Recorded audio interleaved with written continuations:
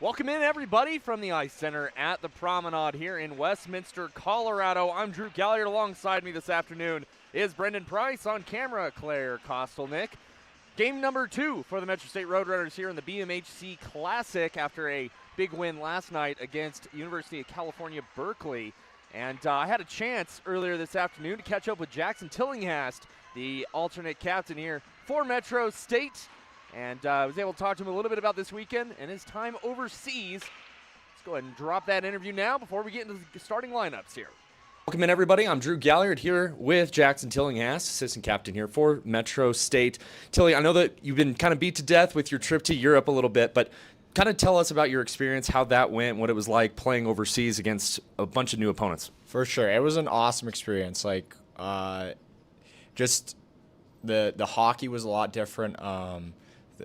The bigger ice, it was just an unbelievable experience. I've never been to Europe before, so it was awesome. I don't know how else to describe it, but yeah, it was great. What was it like playing with a bunch of people from around the country that you had never met or played with before? Yeah, I mean, I knew some of the players from playing against them, but yeah, it was definitely a different experience. But I think over the course of the week, we kind of grew closer together as like a team and got to know each other a little bit. And so it ended up being, we ended up being really close. So yeah. That's awesome. And you hopping back on this ice surface, obviously a little bit smaller. Do you find yourself running out of space playing back here, or you feel like you're getting yourself a little more time? No, I don't think so. I think I'd say I'm more used to this ice than, I don't mind the Olympic ice, but I honestly don't think it's that big of a transition. So, yeah. Awesome. Also, going into this weekend, the BMHC Classic, obviously it's been kind of an up and down season for everybody. Starting off early on in the season, you were injured, came back, you obviously gotten hot, and coming into this weekend, 4 games against 4 really good teams that you don't see all that often. Big win last night. What do you kind of expect out of the next 3 games here this weekend? Yeah, I mean, these games are really important for us. So, but I do think we're starting to roll a little bit. I think we're starting to figure it out. So yeah, I mean, like these next 3 games are super important, but I feel confident going into them for sure. Awesome. Last question here for you. Looking at the score sheet after TJ's 2 goals last night, he's catching up to you in the goal lead. Do you guys have a little friendly competition, rivalry, betting, anything going on in the locker room? No, not at all. Definitely just want to get as many goals for the team as possible, I would say. Yeah, I mean, now we're playing together, so yeah. And one more thing too, just bringing this up again, we've had a little bit of turnover this year, and just players and injuries and everything like that. Obviously, the team's gelling pretty well right now. Brand new player last night, got I think his 3rd game, got 2 assists. Yeah. Tell us about your new teammate. He's awesome. I think he really helps us on the back end, just moving the puck and just helps with that first pass. And he's a great kid too, so we're really happy to have him. Awesome. Thanks a lot, Tilly. Appreciate it. Good luck the rest of the weekend here, and we look forward to the rest of the season. Awesome. Thank you. Thank you.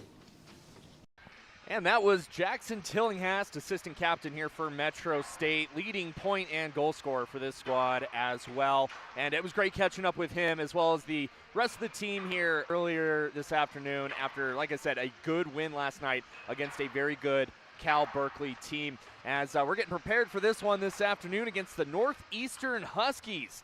Coming into this one ranked number 13. And welcoming in here my broadcast partner, Brendan Price. Brendan, from the games yesterday, how'd Northeastern look? Well, Northeastern got it was a physical, it was a hard-fought 4-3 win at DU last night. They are the first team to beat win down here in the Denver area, I should say, against a BMHC opponent. Wyoming was the first conference team and only conference team to lose a game yesterday. So far, the BMHC Drew is off to a high-flying start. DU's 2-0, CU is 2-0, Metro's 1-0, CSU is 1-0. And, we talked so much about what Metro needed to get done yesterday, and they put a hurt on Cal Berkeley. And now the question is going to be, you're facing another tough opponent for the 2nd day in a row. And we mentioned it last night on the telecast, Drew. The turnaround only gets shorter from here. Absolutely. And after the game here this afternoon, the Roadrunners back in action at 3 o'clock tomorrow and then 11:30 bright and early on Monday. take you to the starting lineups now. We'll start for the Huskies here. Back on forward, we have Nathan Baer, Nick Larkin, and Austin Lundmark. Back on D, Eric Elberry, George Foster, and in between the pipes, Ben Walsh. And on the flip side of things, for the Roadrunners, usual suspects getting the start here today. Mason Labuglio, Jackson Tillinghast, TJ McLeod on forwards. Back on defense, Braden Piper alongside Cale Hall. And in between the pipes, Patrick Loeffler, coming off a strong performance last night in between the pipes. Yeah, 30-plus saves for Loeffler last night as the in-house PA getting ready to introduce the starting lineups here today. And, one of the things we talked about that was so crucial for Metro State yesterday was getting off to a fast start. They did just that. They scored twice early. They got a nice lead. And, the thing is you can't let off the gas pedal. It's if I had a nickel for every time I've said that on a broadcast. But, I think the key today is, again, we saw this yesterday with Cal, a little bit of a feeling out process. These two teams haven't faced each other all year, and this is exactly on Northeastern's side. This is why they're here. They wanted 4 good games, and 4 good games they're going to get. Absolutely. And both of these squads, again, it's nice to see teams we don't see very often, Pricer, and being able to see Cal last night, obviously Northeastern, we're going to play a good Grand Canyon team tomorrow, as well as finishing off with UMass on Monday. Such a great event. Good job by the BMHC and Charlie Marchese for putting this together. And I'm very impressed, once again, with everything, all the venues stepping in, doing a great job. So a lot of fun. Glad to be here, and glad to have my broadcast partner and Claire again on camera. Also want to give a big shout out as well to the Metro State media team. Digital media manager is Brandy Rose. Photography and media, Lexi Burns, Jaylee Kennedy, and Jake Kendall Perry. Always doing a great job, as always, here. As once again, we're getting ready for the start of the game here. Brendan, what are your keys to the game here for Metro? I know you mentioned starting fast. I think the thing for Metro State is they've got to stay active on the perimeter, on the outside in the offensive zone. That's where they generate so much of their offense. Yep. And the question is going to be, can Northeastern stop that?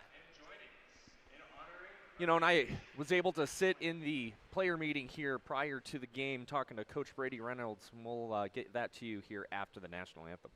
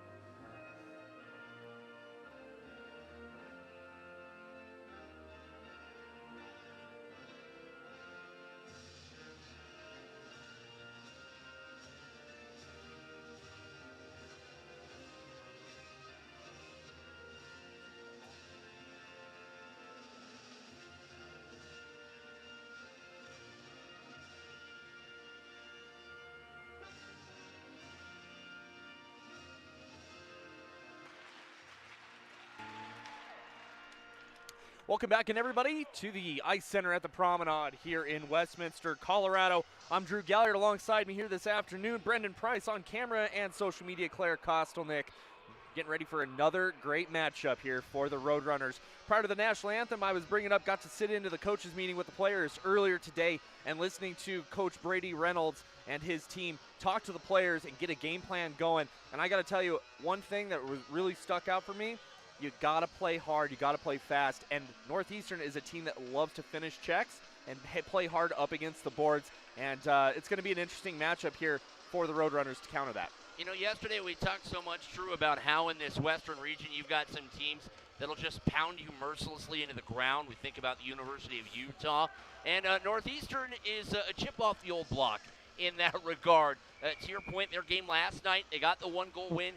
It was a very physical affair at Joy Burns last night. Yes. And part of that is that's where Metro needs to keep moving around the perimeter. You don't want to get caught in the middle of those board battles against a very heavy physical team like the Huskies. Absolutely. Getting ready for puck drop here. Head coach for Northeastern, Pat Hanlon. On the other side, Brady Reynolds, Zach Schwink, Rob Barman, and Jake Larson. And behind the bench for the Roadrunners, we get underway here. Northeastern wearing all black buckets, pants, jerseys, and socks with the red and white trim and the Husky paw patch on the shoulders looking sharp. Metro State wearing their home white jerseys, the candy cane striping on the pants, shoulders, and socks, and blue buckets here. As both teams trying to start fast, and a good hit there by Larkin. And that was going to be on Labuglio. And right there, we talked about physical play from the Huskies. That good hit there at the blue line is a good start for them. Yeah, and everyone's going to get an extra 20 seconds or so of play. It didn't start the clock right away, so we've got it at 19:15 here on our ticker. Just 19:34 left in the first period on the big board in-house, so we'll see if they make any adjustments at the whistle. And a couple good hits there again for Northeastern, and a good upend there by Hank Cash. Referees doing a good job letting him play, get feeling out here early on. It's a slot shot and a glove save there by Loeffler, and we'll get a whistle here. And let's see, they got the clock at 19:12. I think that's where we're going to stay. And again, we'll work on that flickering video here for you real quick. Sorry about that at home, everybody. Face-off won by Northeastern. Shot kicked away there by Loeffler into the near side corner.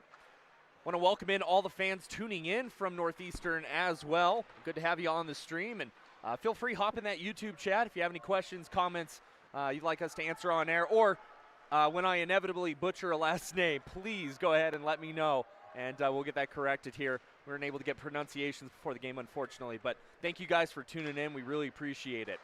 Metro trying to break out of their own zone, unable to. Northeastern staying hot with the forecheck. You'll notice too, Brennan, all three of those forwards go low as the Huskies love to play that physical game, as I mentioned, up against the boards. Metro's going to have to find a way to counter that. In the offensive zone for the Roadrunners, picked up and flipped back in there by number 22, Henry Waldorf, the newest member of this Roadrunner squad. Got his first 2 points as a Roadrunner last night. Opportunity now, shot goes off a stick, up and out of play. We'll get a whistle. 18-12 left to go here on our scoreboard in the arena.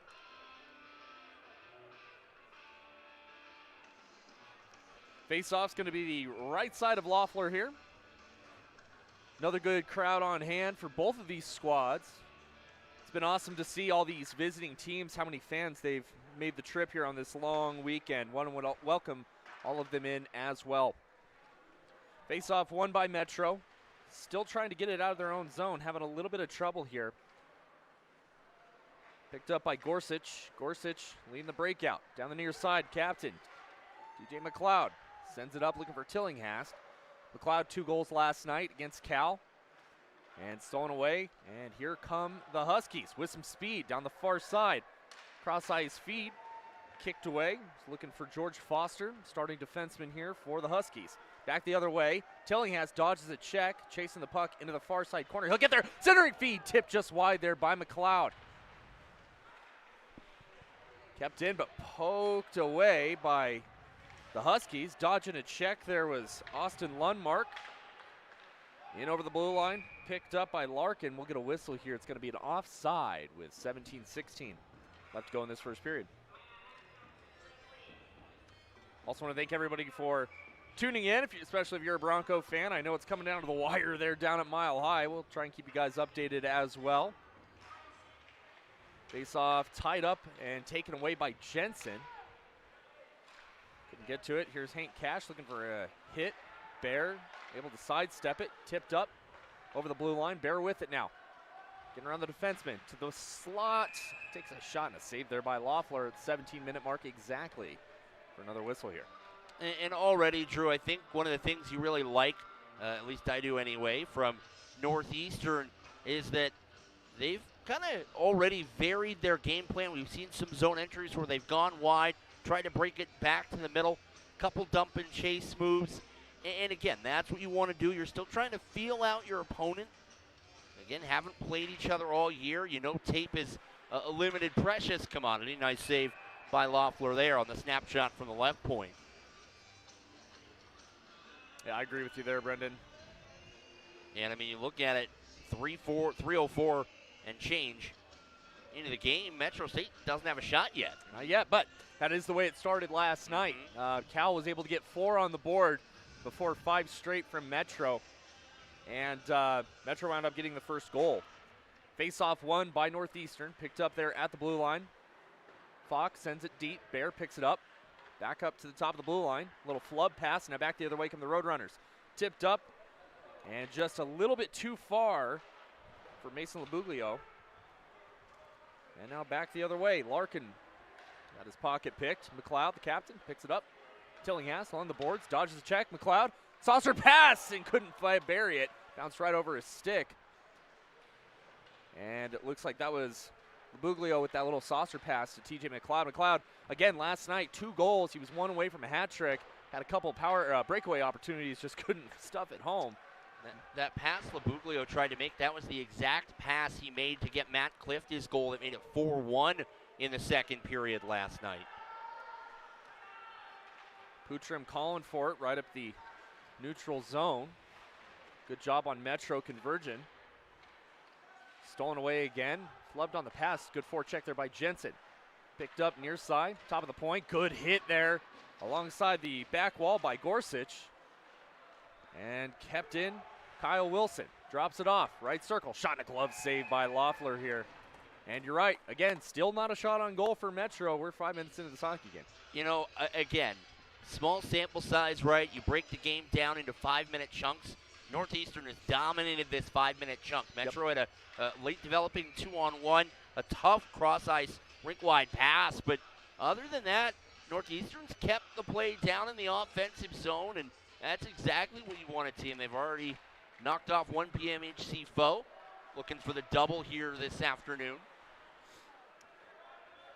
Puck taken into the defensive zone for Metro. Piper getting to it. Sends it off the boards to himself. He's got some speed now. Little flutter pass. Picked up there by Cooper Peterson, number 9. Another good hit there to the right side of the starting goalie, Ben Walsh, for Northeastern, the 6', 175 goaltender from Auburn, Massachusetts. Just gonna say the Huskies again finishing their checks, delivering as advertised.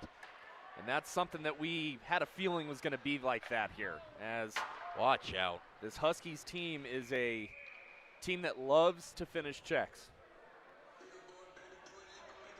So we're going to get an icing call here.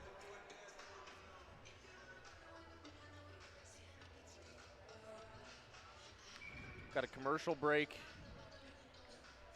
down in Denver as well. Face off, left side of Loeffler. Won by the Huskies. Quick shot and a kick away. Going back the other way. Peterson sends it in deep. Peterson frustrated, not able to handle that pass.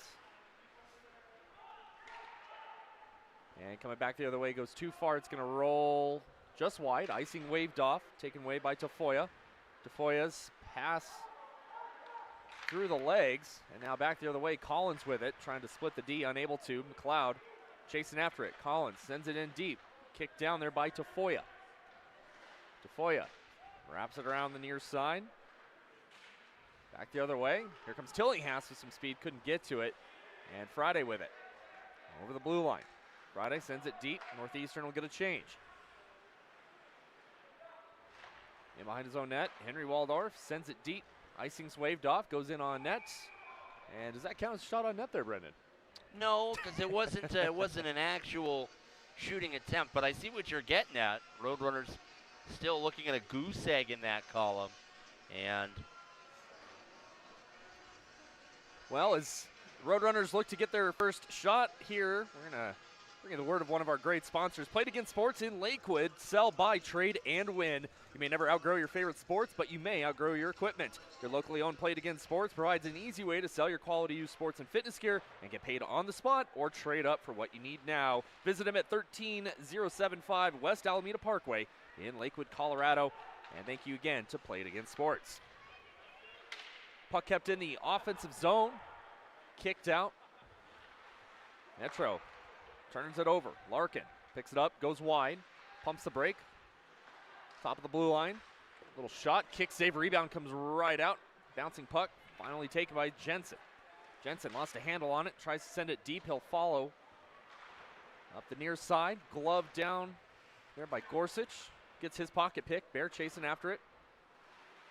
Lot of play along the boards here as well, Brendan. I know we were talking about that. That's where Northeastern wants it, because what you're looking to do when you're so heavy on the boards, you want to see your opponent overcommit on those board battles, get sucked in, get caught puck watching, so that you can rotate around the perimeter and free up, ideally, a backdoor look that's wide open or a really good shot in like the bumper spot of the slot. Absolutely. A couple of Huskies run into each other. Braden Piper with his big hit there along the blue line. Couldn't catch the number of that train there. I think that was Hank Cash who delivered quite the label. I think it's the biggest hit we've seen this weekend. And we got a tussle in behind the Northeastern net here. We'll get a whistle. Yeah, I think this will be offsetting Miners, as those two couldn't really get separated without the assistance and support of our officials. That's going to be Cooper Peterson heading off. No.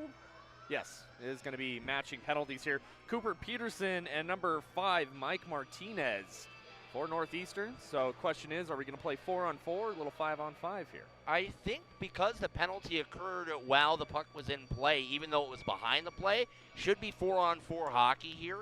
And it looks like it will. And I want to remind everybody, last night as well, Metro got a really nice goal, 4-on-4. And looking to do the same thing here. Face off at center ice, tied up by McLeod. Still tied up, finally taken away. Zach Phillips with it. Hit alongside the boards. Pops up the far side. Tillinghast with it with some speed. Great find. Tillinghast over the blue line. Pumps the brakes, looking. Backdoor, McLeod couldn't handle it. McLeod with it. Far side, over Tillinghast. Little one-touch pass back to McLeod, nobody home. Knocked in deep by Gorsuch. Puck's left and taken now by Northeastern. In behind their own net. Eric Elberry with it. Trying to start the breakout.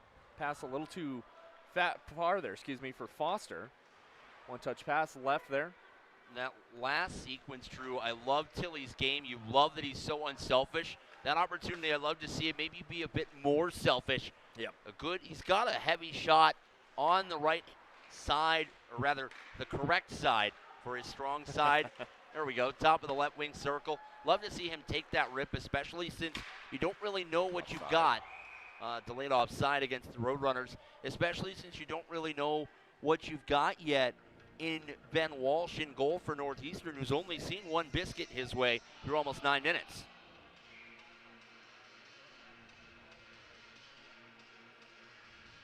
Face off outside the blue line here. Won by Northeastern.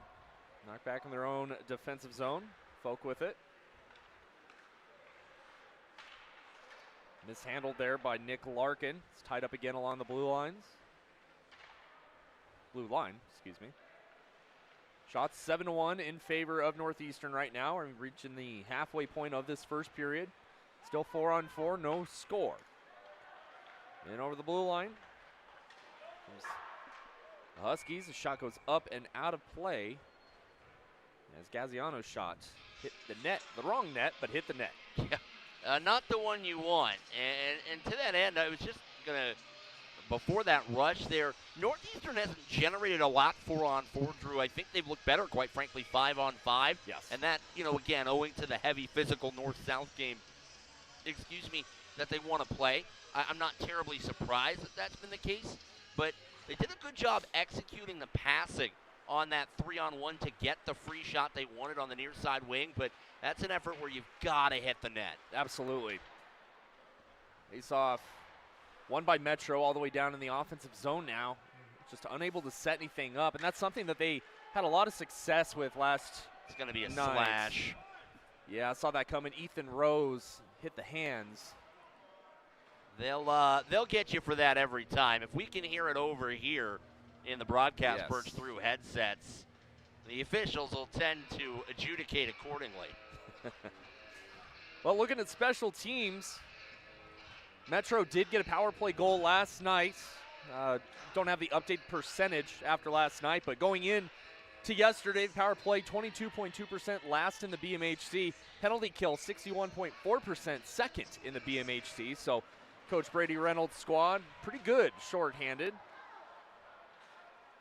As Elberry sends it far, drops, goes low. Margolis, his bucket is unbuckled. We're going to get a whistle here. And he's going to have to go to the bench as well. And to that end, on the penalty kill last night, Drew, for Metro State, one of the things that was incredibly encouraging, numbers aside, was they really, on the 3 penalty kills, they didn't allow, honestly, any grade B, let alone A, scoring opportunities for that high-powered Cal Berkeley offense. And so this is going to be something you want to see continue. We saw last night it was mostly a passive box on the penalty kill. They let Cal have the perimeter, but they didn't give up anything in the slot, and they blocked a ton of shots. Yes. We'll see if that's how they want to take this first PK against Northeastern. Well, and that's how Patrick Loeffler likes to play as well. You see him staring down that lane through traffic. He knows his penalty killers in front of him will sacrifice the body. As long as he has an eye on it, that puck doesn't go in easily. Picked up there. Phillips, top of the point. Folk to Larkin. Larkin, short angle shot, kicked away, and a clear as the penalty kill 2 unit comes out for the Roadrunners. Well, and off that D-zone draw, you saw Metro was aggressive off the face-off to try and disrupt that D-to-D pass. Couldn't get it at the first time of asking, so they settled back into that passive box. Larkin tried to drop it off. TJ McLeod picks it up, bouncing puck all the way down. 1 minute left to go here on the penalty kill for Metro State. Score update in the Broncos game as well. 2:45 left to go. 27-23 Buffalo leads. Broncos have it 3rd and 11 at the 38-yard line. And that's a first down there to Cortland Sutton. Which game are we calling, Drew? I got it both ways. I got it both ways. I'm counting on you for this one here. Oh, okay, all right. I'm supposed to fill in the gaps here, am I? Actually, no, you should be doing the Bronco game. Oh, okay, Yeah, gotcha. yeah. I'm the color commentator, comedic relief. Absolutely. And Lord knows we have faces for radio here. Top of the point, picked up by Small. Small, look, good block there in front by Metro State. That was Gorsuch.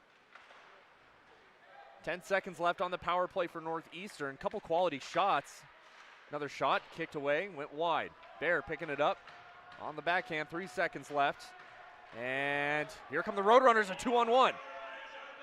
Brandhorst drops it off a little too far there for Ethan Rose. And good job by Brandhorst finishing his check as well. That's something Metro's going to have to step up, is finishing checks along the boards and mimicking what's going on. We've got a door open. It's that pesky visitors tunnel door. It's come open 2 or 3 times this weekend. Every rink has something like that, right? At the Ice House, it's the Zamboni doors. Yep. At Epic Ice Arena in Fort Collins, it's actually the home tunnel door that pops open from time to time. Here at Metro, it's the visiting one. The Pueblo Ice Arena down in Pueblo, they have one net that won't stay on its pegs pretty regularly. You know, it's the intricacies of knowing your own barn, right? Absolutely. Well, that's why home field advantage is a thing. That is an accurate statement. They've got the shot count now up to 10-2 as the Huskies will power across the Metro line. Centering pass broken up nicely. Martinez pinching in from the right dot. Hits the deck. And the Roadrunners will carry forward. Jensen on the move. Left wing circle. A wrist shot. And Walsh will swallow that up. Quick release from the Roadrunner forward. 3rd shot on goal for Metro State. As the Colorado Media School, an American private institution that instructs students in all areas of the broadcast media industry, a comprehensive hands-on program where students are trained by broadcast media professionals currently working in the field. One of the partners, there's that door again, right on cue. One of the partners here at the Big Mountain Hockey Classic. They are covering the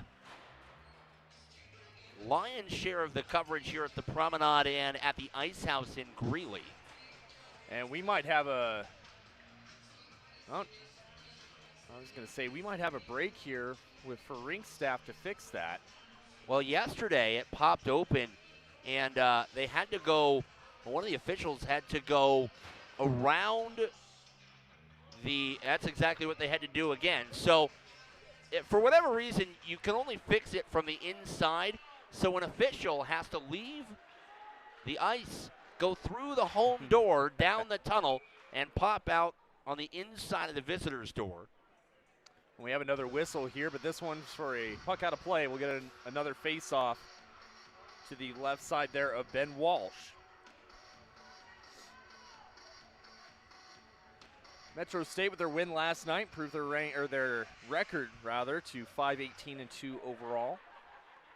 As the puck flutters all the way down, we're going to get another whistle here for an icing.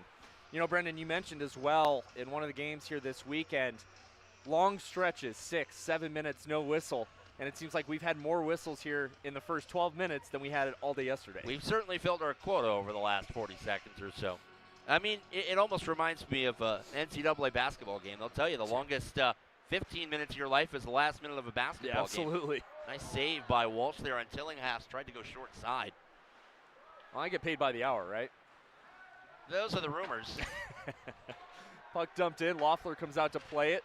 Looking up the near side. Here comes McLeod. McLeod takes a hip check. Puck comes free, excuse me. And now back the other way.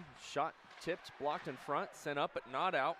Taken away by Gaziano. Sends it deep. Gorsuch there. I'll tell you, Drew, there's not many guys that can dislodge TJ McLeod in possession north to south with a hip check. Again, Northeastern has delivered. And now, again, you've got this board battle. You don't want to overcommit. And Metro State doing a good job staying disciplined there, and all the Huskies can do is cycle. Couldn't get that free look they wanted. Nice save by Loeffler there. And the way that Northeastern plays their game, as you mentioned, along the boards. So we had an opportunity in front, kicked away through the crease. And Metro just trying to keep their head above water here. That's going to be an icing. But one thing about Northeastern's game there is you win those board battles, 9 times out of 10, you're probably going to win the game. Yeah.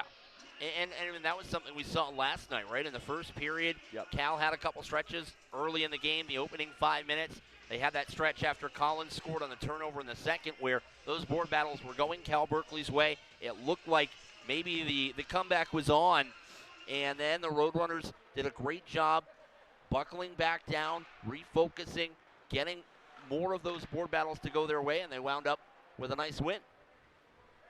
Puck still in the defensive zone here for the Roadrunners. Shots 11-4 in favor of the Huskies with 5 minutes left to go here. Puck rattles in around behind the net. And another shot on goal. Good blocker save by Loeffler. And again, Northeastern just doing a great job of wrapping around. And we've got another penalty coming up on Metro State. Yeah, it's an over-exuberant hit, set one of the Huskies into the Roadrunner bench. I was wondering why there was just a stick on the ice there. That was Eric Elberry who paid a visit to the Roadrunners. It's not a visit he wanted to make. So extra man on for the Huskies. Shot goes wide. Larkin picks it up, top of the point. Sends it in deep. Extended power play time here for the Huskies and finally touched. And it's going to be a cross check. Oh, yes.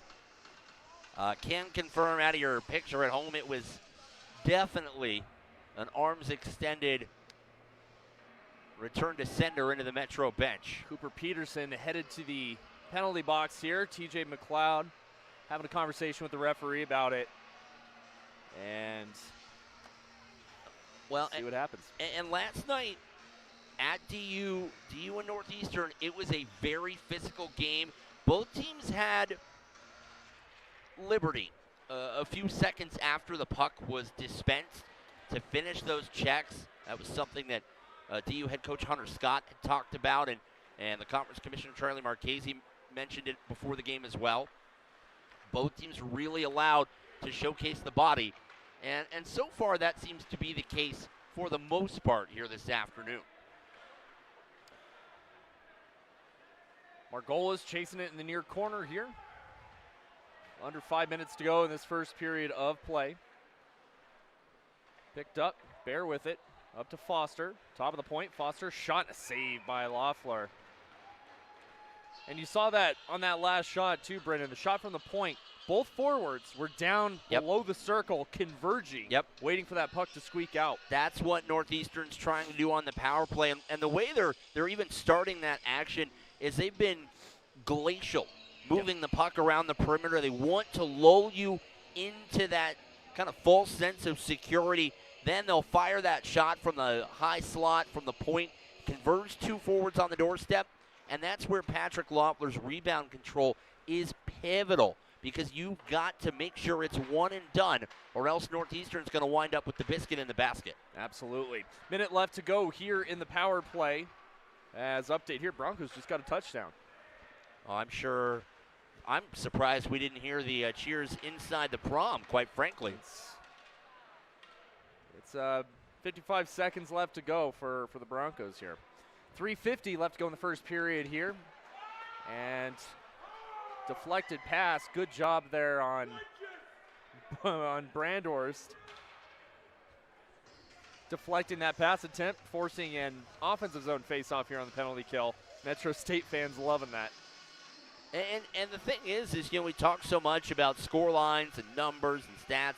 The eye test in this first period, it's not been, especially after how well they played last night, not the greatest opening 17 minutes for the home side, but they've done enough. They've stayed around, looking to kill off the rest of this penalty and generate some momentum heading into the first intermission. Pass intercepted, shot, and a save. Blocked in front, rather, by Margolis. That was a save for Margolis, to be fair. It won't get credited that way on the stat sheet. 20 seconds left to go in this power play for the Huskies. Larkin, little toe drag, sends it in, picked up, and sent all the way down there by TJ McLeod. Walsh comes out to play it. Walsh dropping it off for Elberry.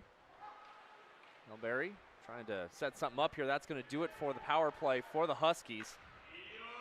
And up the far side, goes all the way down. Piper picks it up, sends it around the near side. And now back the other way. Some numbers for Metro. As Labulio up the near side. McLeod chasing after it. Comes all the way back. A one-touch pass. Gorsuch up to Tillinghast. Back to Gorsuch. Gorsuch sends it in deep. McLeod chasing after it. McLeod trying to finish his check.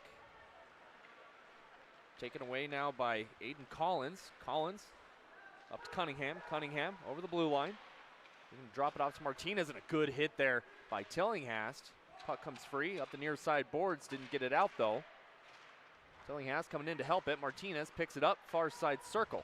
Poked away. And up and finally out over the blue line. 2 minutes left to go in the first period. No score. Taken away. Back in the defensive zone. O'Connell. We get a whistle. And a high sticking penalty, and I think that was the referee behind the play that got Collins for that one. Aiden Collins headed to the penalty box. 6'1" forward from Canton, Massachusetts. And the first power play here for Metro State. And they will go, if they do not score here in the next minute 56, they'll have a 4-second power play to start the second period. Well, and this is exactly the kind of opportunity you want if you're the Roadrunners. Right before the intermission, you really haven't generated anything 5-on-5 in the offensive zone. You had that 2-on-1 with Labulio trying to connect with McLeod. Now you've got an opportunity to let the very good power play one unit go to work and try and get yourselves the opener right before the break. As a shot tipped down and cleared. And again, Metro was 1 for last night, but you'll take 1 over 0. And had a lot of good chances against Cal as you mentioned, the number 1 unit coming out, and a good stand-up check there across the blue line. It's Peterson. Peterson hit up against the boards once again. Back the other way for the Huskies. Stolen, though. In front, all alone, just off the stick. Rebound comes back out to Labulio and couldn't settle it down. Sharp angle shot, save. Puck rattles out. Rebound just went wide. Good look there by Brandhorst, and we get another penalty coming up. It's going to be a roughing call. So a 5-on-3 opportunity here for Metro State. And looks like Kyle Wilson heading to the box. He's not happy about it. No, they're saying it's a roughing penalty because of the head contact. That was the signal that was made to the Husky captain as he headed to the sin bin. And, man, you thought, oh, he's less than impressed.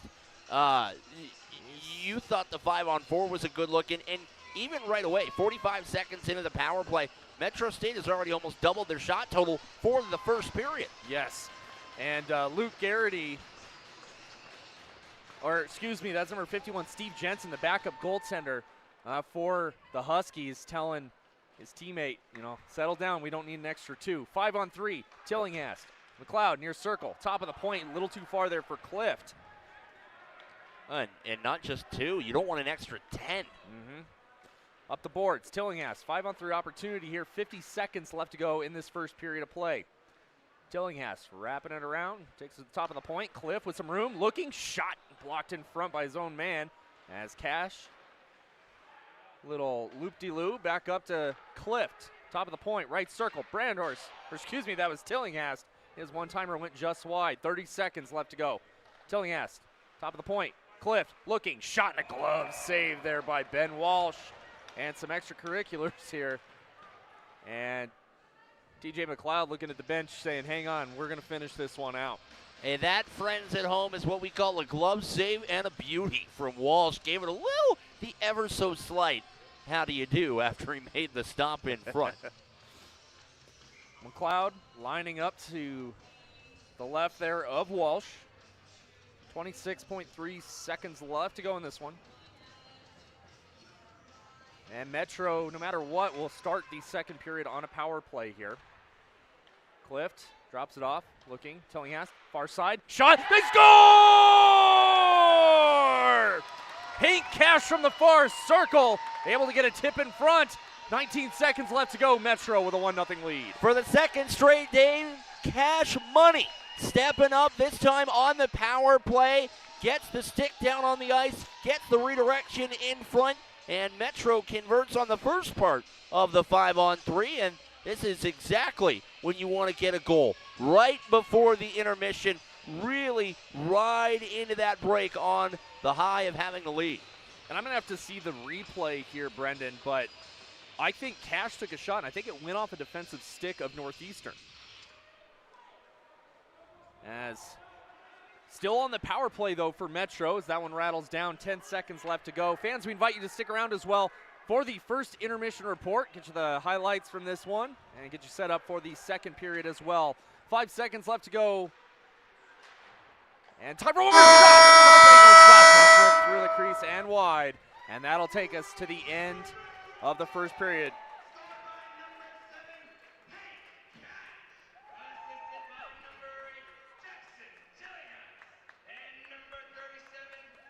And a great first period for really both of these teams. Northeastern, again, apart from being on the penalty kill, I thought their 5-on-5 play really carried the water, or maybe given the workman effort, the lunch pail in that opening 20 minutes. And I want to make sure we take a moment to thank one of our sponsors here in the Big Mountain Hockey Classic, New York Life, your future built with confidence. Financial decisions are easier with a partner by your side. New York Life. Agents and advisors take the time to understand your goals and dreams to help you build the future that you imagine. Visit us at www.newyorklife.com. Well, we're going to take a break here. Come back, we'll bring you that first intermission report as the Huskies having a conversation with the referee, just getting clarification on that last penalty. As the Roadrunners, after one period of play, they lead 1-0 here at the Ice Center of the Promenade. We'll take a break. Be back after this.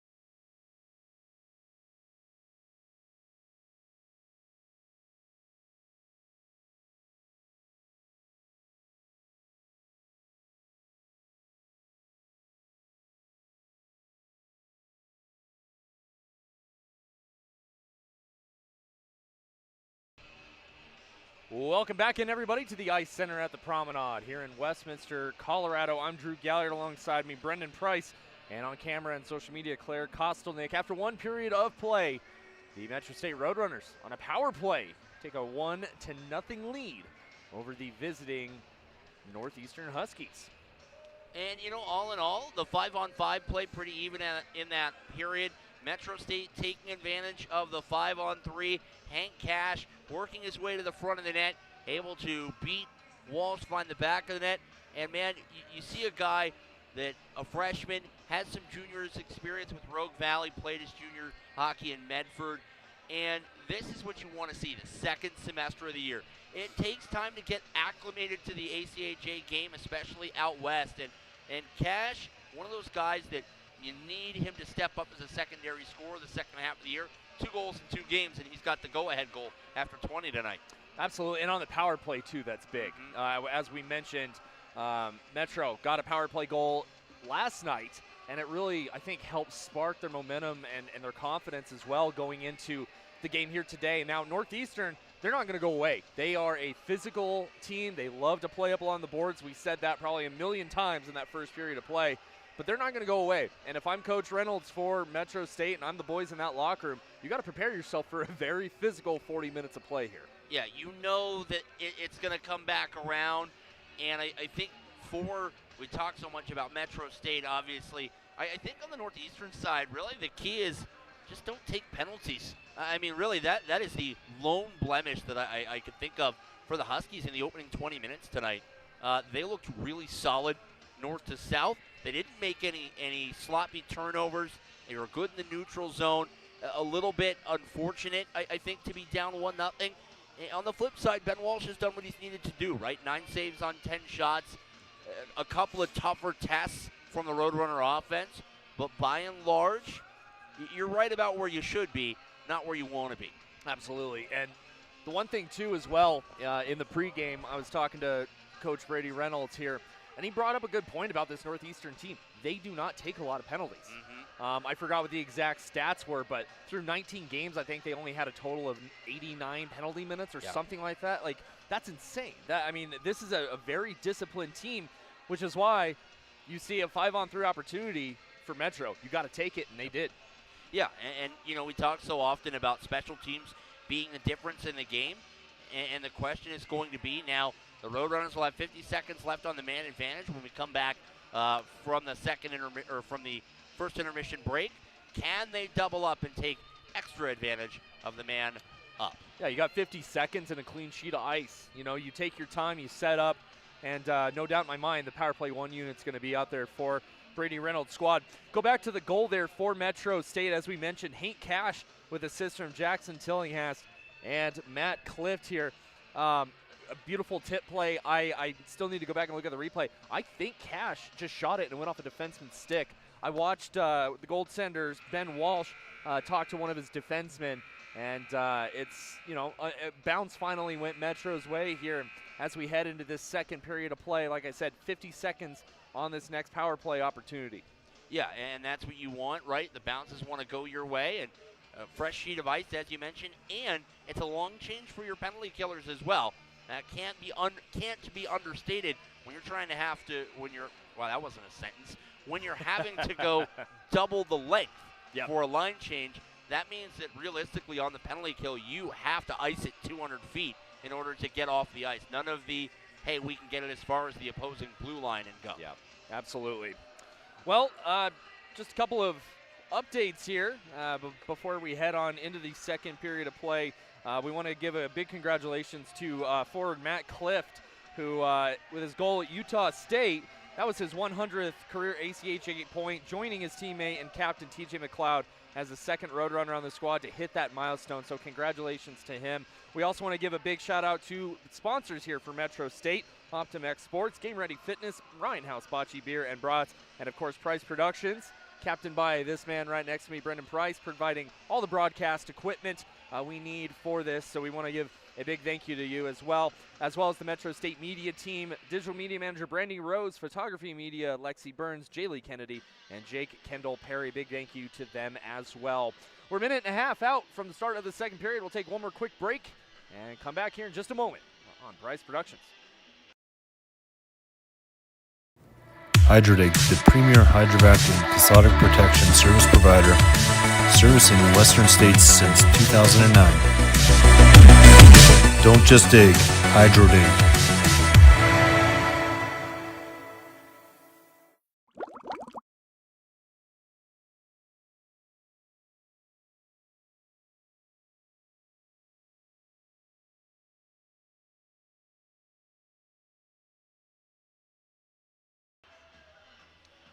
Thread the needle. Hockey is the best sport in the world. Your jerseys should match that. From mini mite to college, Thread the needle designs and manufactures custom hockey jerseys with pro-level quality, fast turnaround, and details that matter. Get your jerseys dialed in at www.threadtheneedle.com. One of the other big partners we want to mention, brought to reality, honoring the life and legacy of one of our own, Nick Bales. Nick created BTR as a way of combating the challenges of mental health awareness. His parents, Will and Maria, have turned BTR into a foundation, and through December of this past year, they provided over 2,000 counseling sessions and contributed over $175,000 in help to those who cannot afford it, with over 150 student athletes representing Brought to Reality. Let's not lose one more individual. Please, I really just extol everyone. Please take a visit, www.broughttoreality.com. It's a great foundation. Again, Will and Maria will speak with every team here this weekend. You see the BTR ribbons on a lot of the buckets for many of these BMHC conference players. And just a phenomenal foundation, and all the work that Will and Maria have done in honor of their son Nick's legacy. Absolutely. Just incredible. And really... on a personal note there too, Brendan, we talked about this last night, and I apologize I cut you off here, but what a great organization, but also at a crucial time here right now with it being Mental Health Awareness Month, as well as you see the NHL taking the initiative as well, and to end the stigma as well. And it means a lot to me. It's very important, and just want to remind everybody, you're not alone. We're all in this together. We're all teammates here. Face-off won by Metro State. They're still on a 40-second power play, but it's stolen away now. Back the other side over the blue line. Taken away, Larkin with a shot. Goes off a body up and out of play here with 36 seconds left to go on the second power play for Metro State. And even off the hop, I like what I saw there from Larkin. He had a lane. He accelerated into it, trying to generate shorthanded, because on the other side, you can give up power play goals. I don't know that there's quite anything more demoralizing than conceding a shorthanded goal on the other side of things. Yes, absolutely. As face-off won there by Metro State. And you mentioned as well, coming back into the second period, those changes get a little bit longer as a bouncing puck knocked away by Jensen. And a whistle for a hand pass here with 23 seconds left on the power play for Metro. Broncos game in overtime right now, tied up at 30. Broncos just had to punt here, and first possession in overtime for the Bills. And the flip side of you get the fresh sheet of, you talk about all the wonderful things about starting a period on the power play. The other side of that sword is that Metro was in a really good groove on the man advantage at the end of the first period, and then you sit for 13 minutes, and it really almost short-circuits everything you're doing. Power play about to come off the board, and on the 40 seconds they had here in this period, no ozone time, no shots on goal for the Roadrunners as Northeastern gets back to full strength. 1 for 2 is a shot there. Saved by Walsh. Good look. And puck all the way down. Icing will be called. And the Huskies not too happy about that. You know, before coming back from break as well, I was talking to Claire. I'm really digging these Northwestern unis, man. Sweaters are beautiful. I'm also a sucker for the black, red, and white color scheme. But the dog paw on the shoulders, just, mwah, chef's kiss. I love them. I said it last night, Drew Gallagher. Look good, play good. Absolutely. And again, on the flip side of things, I love Metro's candy canes, man. They're so unique. Coach Reynolds did a great job. Fashion report this afternoon, A+ on both sides. 10 out of 10 would recommend. it would get more than a D+ in your Cosmopolitan app. Absolutely. Fans also want to invite everybody as Rose with a shot blocked in front. I want to remind everybody, feel free to hop in the YouTube chat. Ask any questions, comments, concerns, or name pronunciations. Is a 2-on-0 now for the Roadrunners. Couldn't get to it in time. Up the far side, I believe that's Jensen or Brandhorst. As a fluttering shot comes loose and just a little too far down there was Tomlin. And coming back out into the defensive zone, best opportunity of this period early for the Roadrunners. As the puck flipped down in behind the net, chased after there by Mike Martinez. Dropped off, taken away by Putram. Putram up the far side. Looking for Folk. Sharp angle shot, saved by Loeffler. Puck comes free now. Metro trying to get a handle on it. And they do up the near side. And now back the other way, Margolis trying to settle it down. Puck's bouncing a lot here early on in this second period as Walsh going in to cover it, and we're going to have a penalty coming up. Margolis having some words as well. And it looks like it's going to be a power play here for Northeastern on a hooking call. It was either a hook or a hold. We'll see who the guilty party is. And actually, I think it's Small. You are correct on that. And I think My he's apologies. about as perplexed as anyone. I think he was claiming that the penalty came about because Margolis was kind of chicken wing holding on to him. And the referees, in the estimation of the Huskies, only saw the second action and not the first. Head coach Pat Hanlon disagrees. But regardless, Roadrunners have another power play here. 17:30 left to go in the second. 1-0 Metro State. Clift, far side. Dumps it off. McLeod, top of the point. McLeod, Tillinghast, near circle. Looking, backdoor shot goes wide. McLeod, far circle. Trying to center it up. Goes off the skates there of Brett Lynn. And this is where kind of comes into play. Brendan, you talked about those long changes, especially on the power play. And you're forcing Metro State right now, if you're Northeastern, to have to go 200 feet. Well, the other thing that makes this doubly challenging, and the Huskies have, I think, started to figure that out after 20 minutes, Patrick Loeffler is no wallflower about playing the puck behind his goal. Yes. So especially on the long change, if he can get the puck and wind it around and set up the offensive attack in the midst of a change, he'll do it. As McLeod had an opportunity to Tillinghast, got deflected and went wide. Tillinghast dodging a check in behind the net. Puck goes off a body just under Matt Cliff's stick, and he'll have to chase it down. 50 seconds left to go on the third power play opportunity for the Roadrunners. Clift in behind his own net. Up the near side, power play 2 unit out now as Henry Waldorf bringing it over the blue line. Zach Jensen around the far side. McLeod getting there, dumping it off. Jensen still with it, far corner.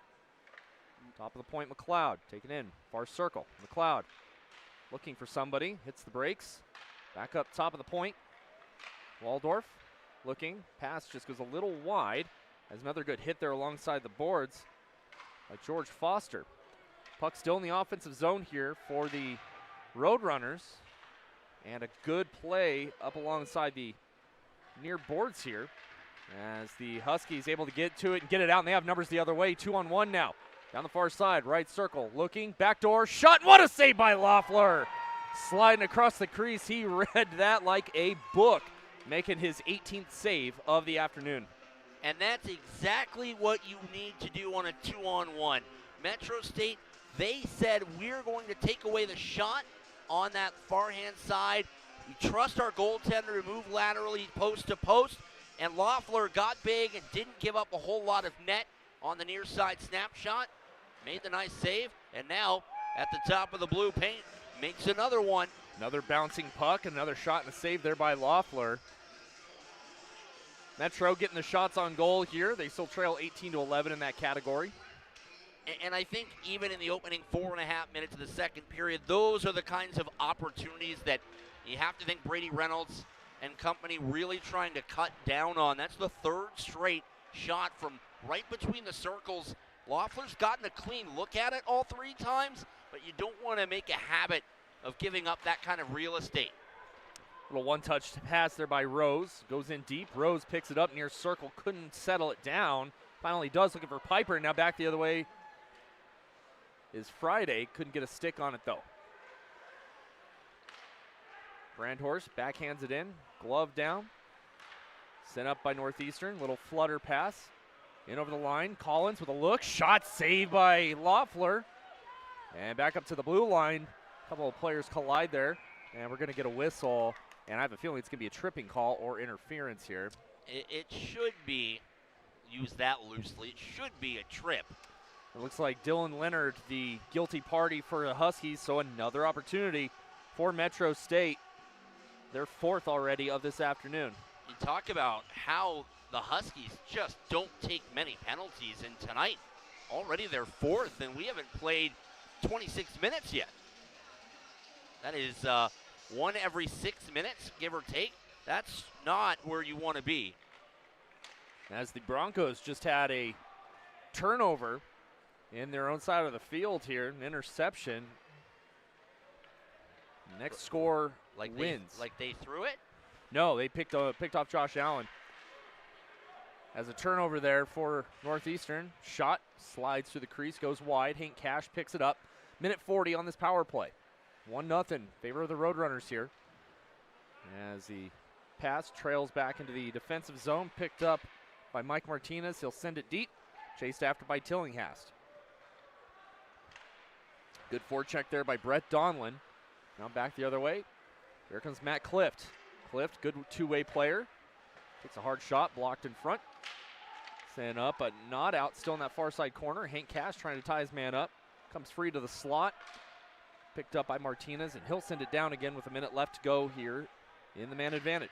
And after that 5-on-3, where I felt like the Huskies were a bit passive on the penalty kill, they've been very aggressive closing down lanes, not giving Metro State a lot of time and space. And I think that's really kind of flipped the coin, so to speak. Even though this is the fourth power play, Drew, for Metro State, the last two, it's really been spending a lot of time trying to go 200 feet and get into the O-zone and get set up. And here we sit. 13:27 to go in the second period. The Roadrunners have already exhausted over half this power play, and that effort from Tillinghast right on the doorstep is about all they've had. Face-off won by Northeastern. They'll send it far. Comes out to the neutral zone. Sends it back. Tomlin looking up to Labulio. Stolen away by Bear. Bear up the far side, takes a hit. And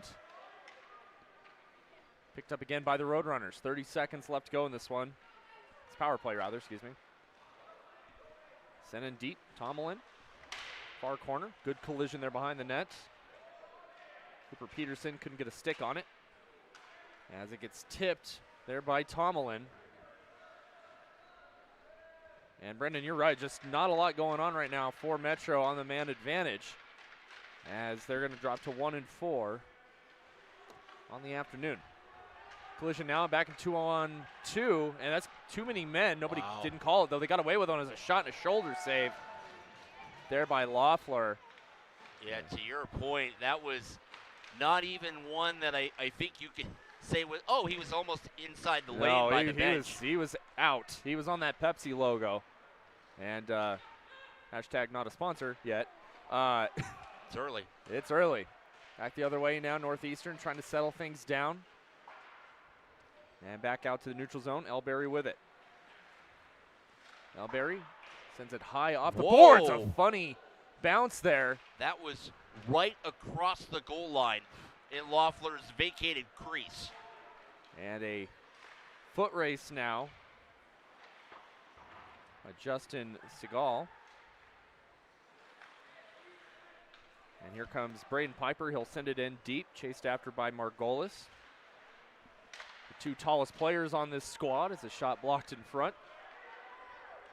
Margolis, a small 6'2", 181 pounds. Giving it to Braden Piper, 6'6", 240. Loeffler staying busy. Ouch. Shot blocked in front by Margolis. Hope he's okay. It looked right off the top of the stick. Get a little stinger. Top of the stick, maybe the hand in there as well. And one of the things that I've been really impressed by with the Huskies, and I talked about this in the first period, but just kind of lull you to sleep. Man, they've got all the makings of, you're not going to feel the grind yet, but man, midway through that third period, the checks, the physicality, the block shots, the heavy play shift after shift, that's where that starts to add up in the grand calculus. That's another shot in on Loeffler for another whistle here. Yeah. 11-14 mark. And to just finish that point, I think if you're Northeastern, yeah, you want to tie the game now, you want to take the lead, you want to cakewalk down the stretch, but it's hard to not look at the way the Huskies have played and think they've got Metro right where they want them, halfway home, just about here in the second period. Another steal and a kick save by Loeffler. Now back the other way, here comes McLeod. Captain of his Metro squad, tipped by Tillinghast. Picked up though by Donlin.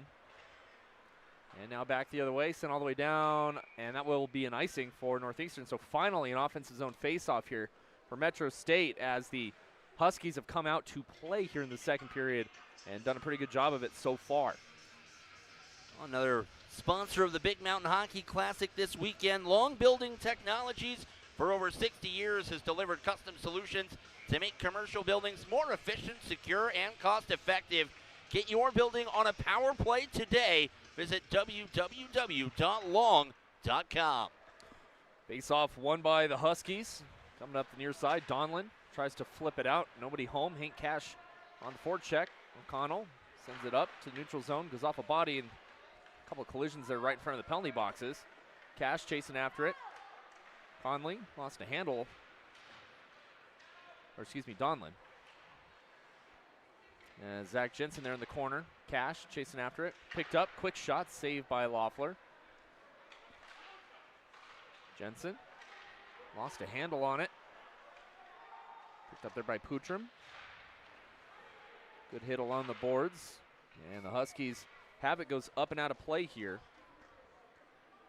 with 10:09 left to go here in the second period. And again, Northeastern just slowly chipping away down on the boards on the near side. They had, they had great support lined up. You had F1 in the corner. You had F2 waiting for that puck to come out. Your defenseman here at the left point, it was Elbury who's double shifting. And, again, those are the things that you may not convert this time. You may not generate a grade A look this time. And again, right off the offensive zone draw, the Huskies able to push the puck to the middle and get a really good look at Loeffler, who's already up to 28 saves. We're halfway home here this afternoon at the Prom. Another shot tip up and out of play here. And we got another face-off here. The Roadrunners having trouble getting out of their own zone here a little bit. Yeah, they're hemmed in to their own end.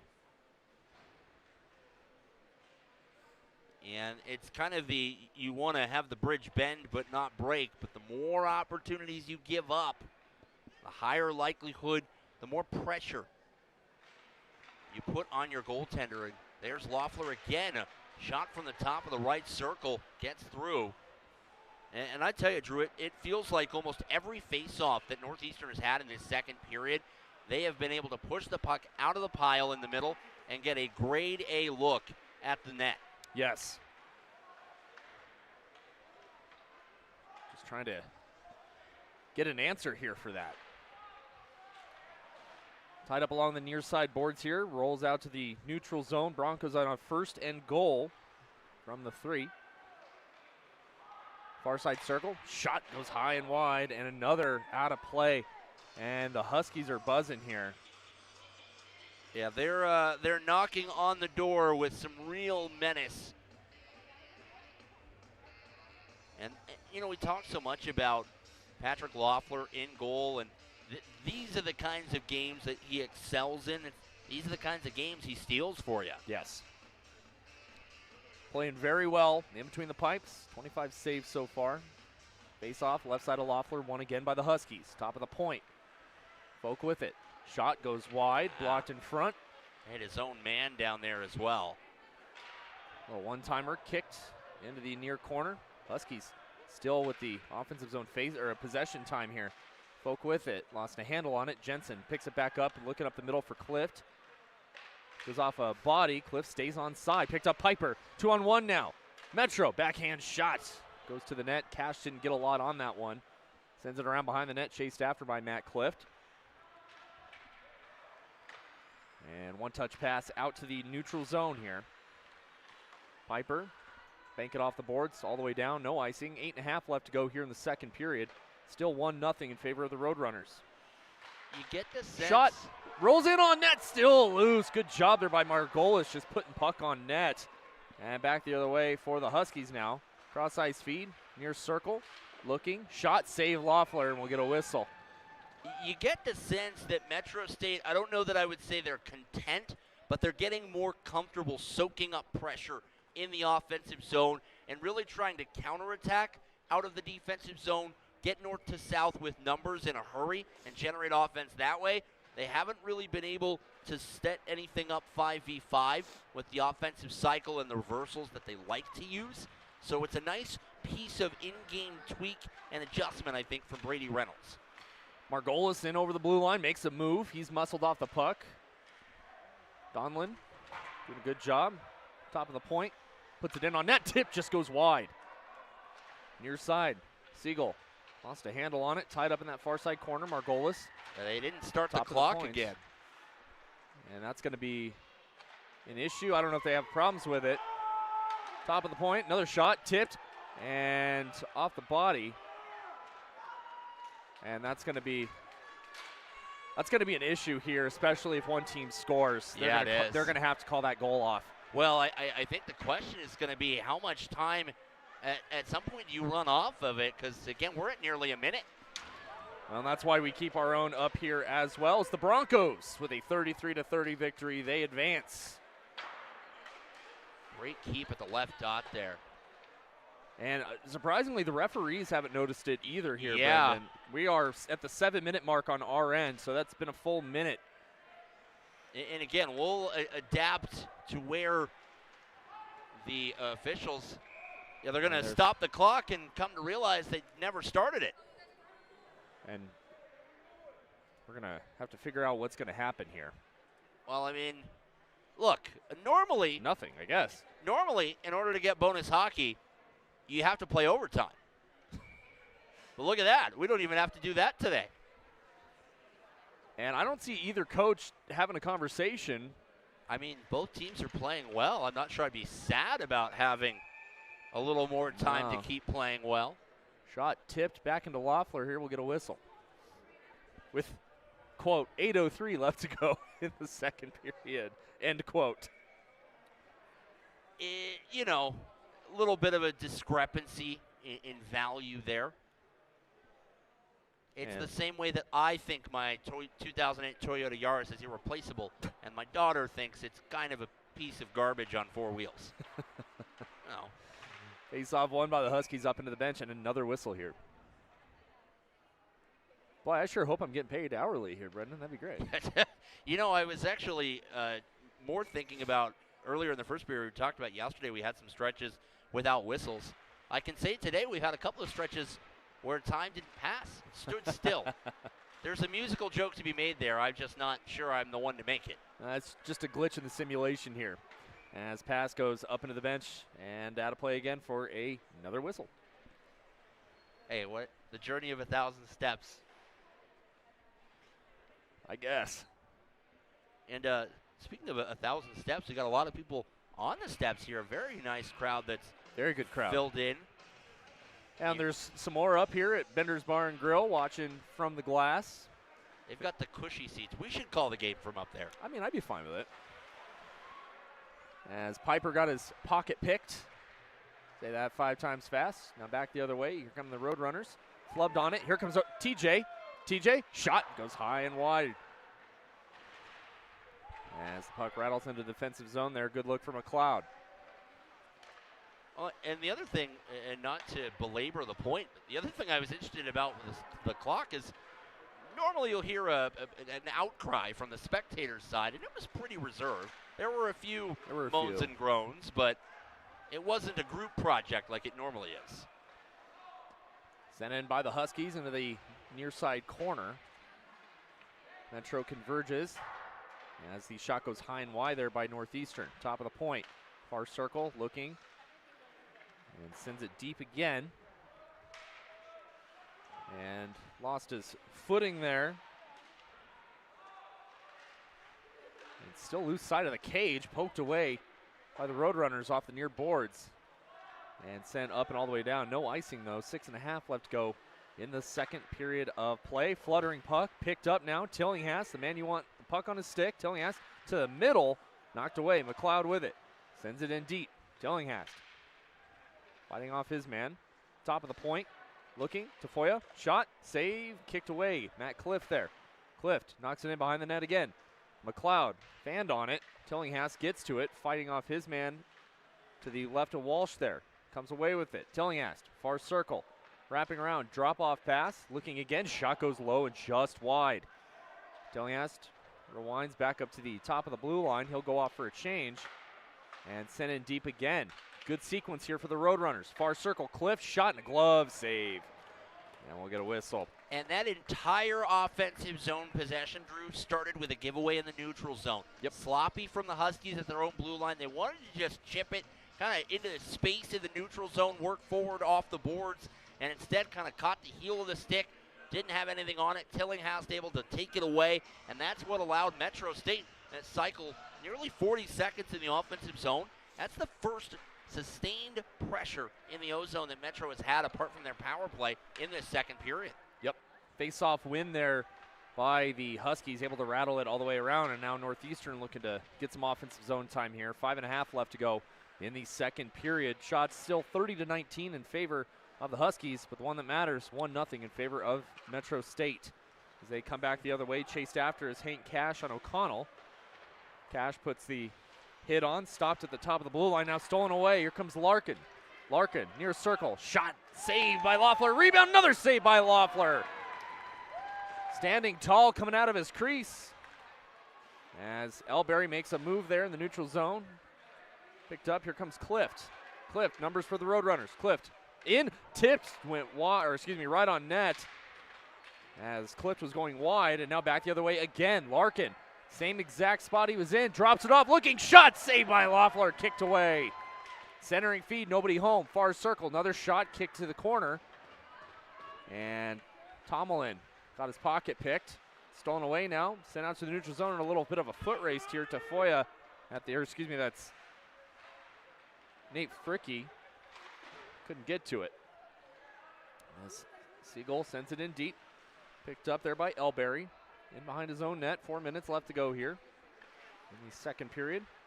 Margolis on the forecheck along with Siegel. Taken away once again. Elberry with it. Out of his own defensive zone. Takes a look at the clock. Elberry makes a move to the middle. Too far though. Comes right out. Another shot. Saved by Loeffler. Rattling around up to Elberry. Top of the point. Sends it to the far corner. Picked up. Siegel able to clear it out to the neutral zone. Elberry one more time. He'll send it in deep. Huskies will finish their change here. And back out to the neutral zone. Picked up there by Folk. Sends it in deep. Near side corner. A couple of Huskies and Roadrunners converge there. Finally gets kicked free. And trying to get possession of it. Taken away, Huskies. Right side shot, they score. Boy, you had to see that coming here. Yeah, and the thing of it was, I was thinking to myself, so curse of the commentator applies here. I was thinking to myself that for Northeastern, man, it's been like eating off the all-you-can-eat menu. Where do you want? What do you want? Shot from the point, shot from the circle, shot from the slot, 2-on-1s. And there, Loeffler, acrobatic, nearly kept it out, but a very nice snipe into the top shelf. And on a Saturday, it's Friday, ties it at 1 for the Huskies. Yeah, going back and watching the replay, and just a lot of pressure there for the Huskies. And they finally got on the board, and I think we're going to have a timeout here just to help Metro catch their breath. And we'll take one as well up in the booth. We're tied at 1, 3:21 left to go in the second here on Price Productions.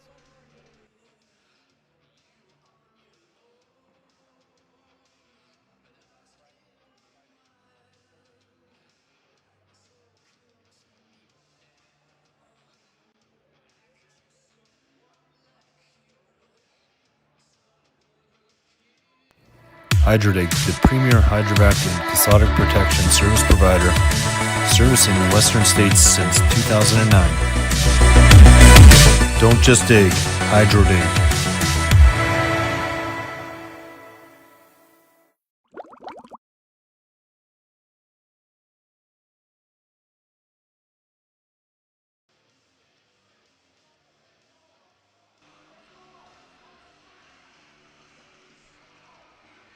New York Life. Financial decisions are easier with a partner by your side. New York Life's agents and advisors take the time to understand your goals and dreams so you can build the future you imagine. Visit us at www.newyorklife.com.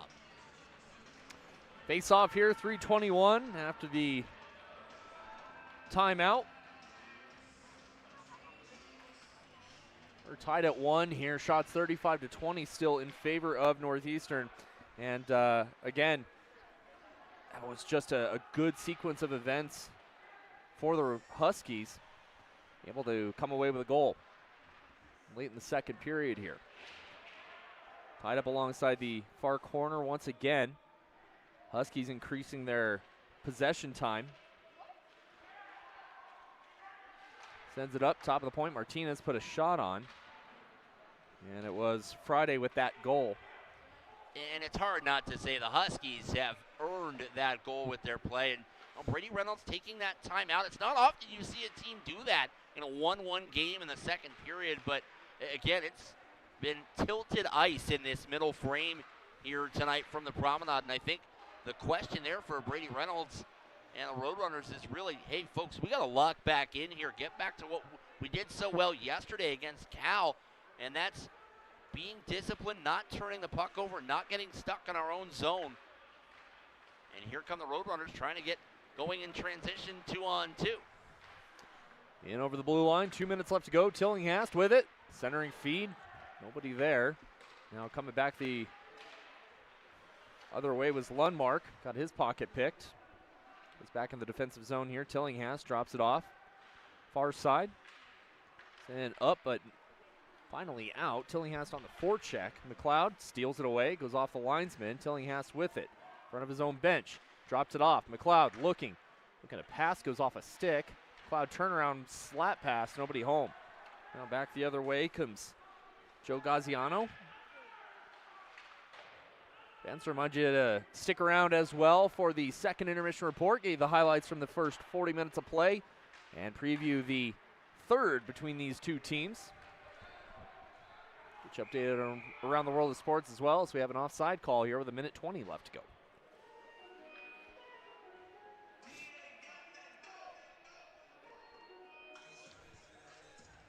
Northwestern here will leave after this game, head up to Greeley. They take on University of California, Berkeley tomorrow evening at the Greeley Ice House. Same team that Metro State beat last night. We're taking on Weber State, a very, very, very good hockey team on Monday. Look, I know that they'll tell you every game is tough in the Classic. You get 4-4. It's the best of the best, and that's all true. I don't know that there's any team that has a tougher 4-game slate this weekend than the Northeastern Huskies. Yes. They take on, they beat Denver, who's in the top 10. They have a Metro State team where the record is a bit of a misnomer for the quality and capability on that side.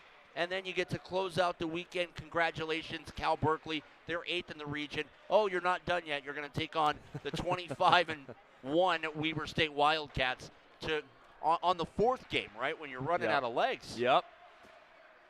It's a tough draw for the Huskies, but the way they're playing tonight, it's, I think if any team can do it, they can. And Metro's road doesn't get any easier as well. We'll touch on that in the second intermission report here, as a little kick save into the corner. Tillinghast with it. 10 seconds left to go. Can we get another late magic trick here if you're the Roadrunners. Viper taking it, comes out of the zone. Got a tag up there for the Huskies, in over the blue line. We'll get a whistle here. Fortuitous, and that's not the giveaway you want to make to end the period. Friday unable to convert there, had some support, but at the end of the day, your 40 minutes gone, tied at 1, and we talk about it so much from a end-to-end neutral, even keel perspective. This is about where the game should be. It's close. It's about goaltending. It's about checking, and you've had two really, really good goals that have beaten two really, really good goaltenders here this afternoon in Westminster. Absolutely. Hey, we're going to take a break here. When we come back, we'll bring you all those highlights from the first 40 minutes of play here from Ice Center at the Promenade. Our score is 1-1 after 2 periods of play. We'll be right back here on Price Productions.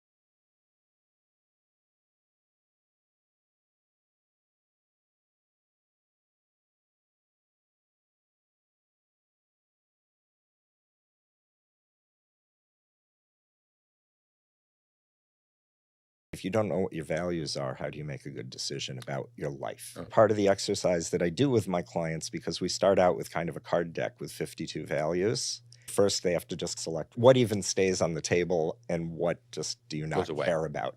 Okay. Interesting, recognition is one that always gets rejected. They don't claim to value recognition. Right. What are the But top 5? Family is a big one. Either wealth or money usually ends up in that. Is that considered list. a value?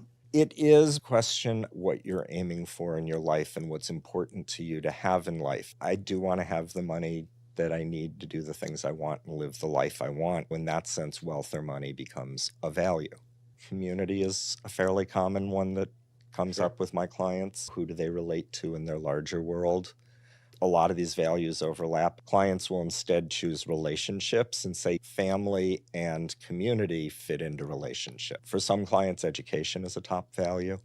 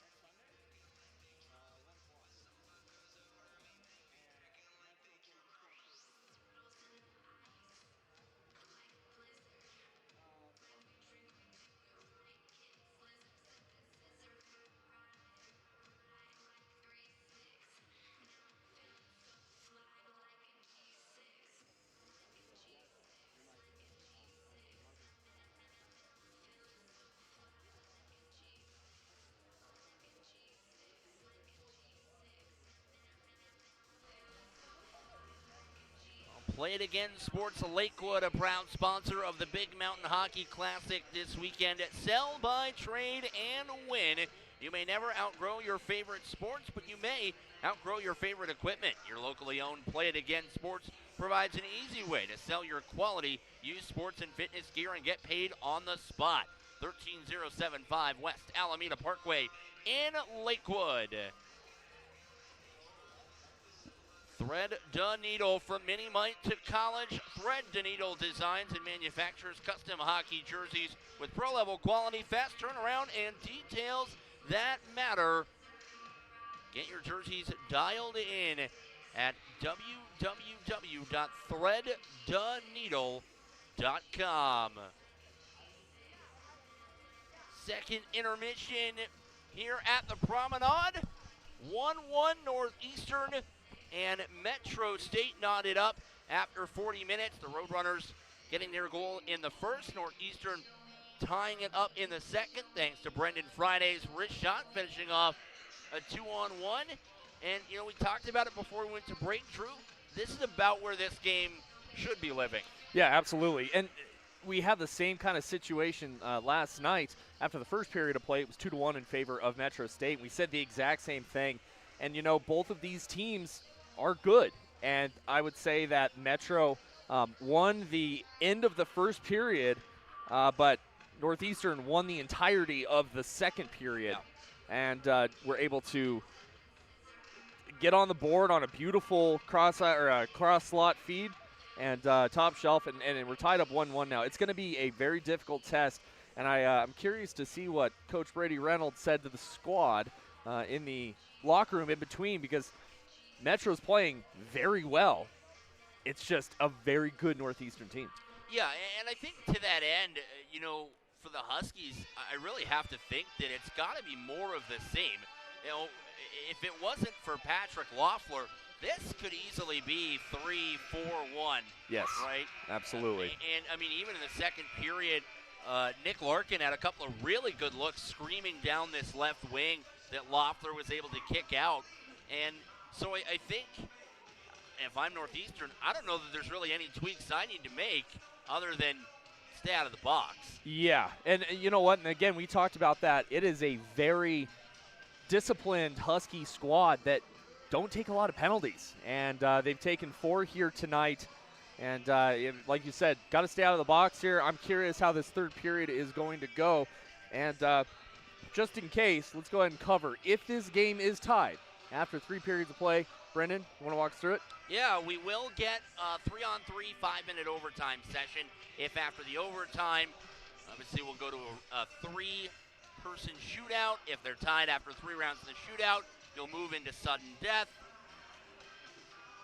And again, a lot can happen between now and then to that end. But you know, I think the thing for Metro State is, we talked about, they soaked up, I think, a little bit more pressure than you're comfortable with in that second period. And I'd love to see them be willing to just get pucks in deep, yes, chase it down. They've got the physicality to match up with the Huskies. We've seen that through 40 minutes. I know that's not the style that Brady Reynolds wants to play. And so far, Northeastern has really been able to tilt the ice in their favor, and you've got to get the biscuit out of your own end. Absolutely. And we're a minute away from the puck drop here. And real quick, we do want to touch on the winner, or not the winner, excuse me. The goal scorer for the Huskies there in that second period was Brendan Friday, the 5'11", 175 right-handed shooter from Boston, Massachusetts. And he got the tying goal here. It is 1-1 as we're getting ready to get underway here from the Ice Center at the Promenade. We'll take a quick break. When we come back, we'll bring you third period action between these two teams.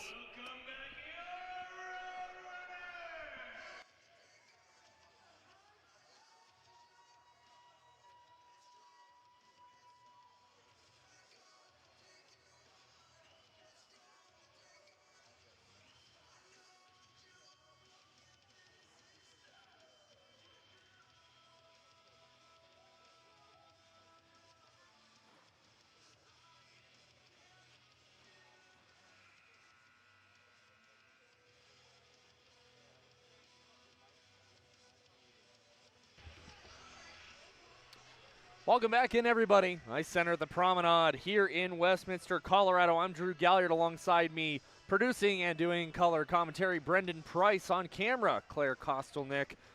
And the MSU media team here, digital media manager Brandy Rose, photography and media is Lexi Burns, Jaylee Kennedy, and Jake Kendall Perry. Good to have a good staff here for day number 2 of the Big Mountain Hockey Conference Classic here at the Ice Center at the Promenade. Between the Huskies from Northeastern and the Roadrunners from Metro State. It's been a good game so far. Shots 36-21 in favor of the Huskies. All business wearing their all-black look. And I did find something out, Brendan. They have a red alternate that looks just as good. Face off at center ice, won by the Huskies. As we're tied up at 1 here. Rattles in around the net behind Loeffler. Flipped up and all the way down. It's going to go on net, so no icing. As Walsh just going to cover it up. And we'll get a whistle here. A lot of whistles there in that second period of play.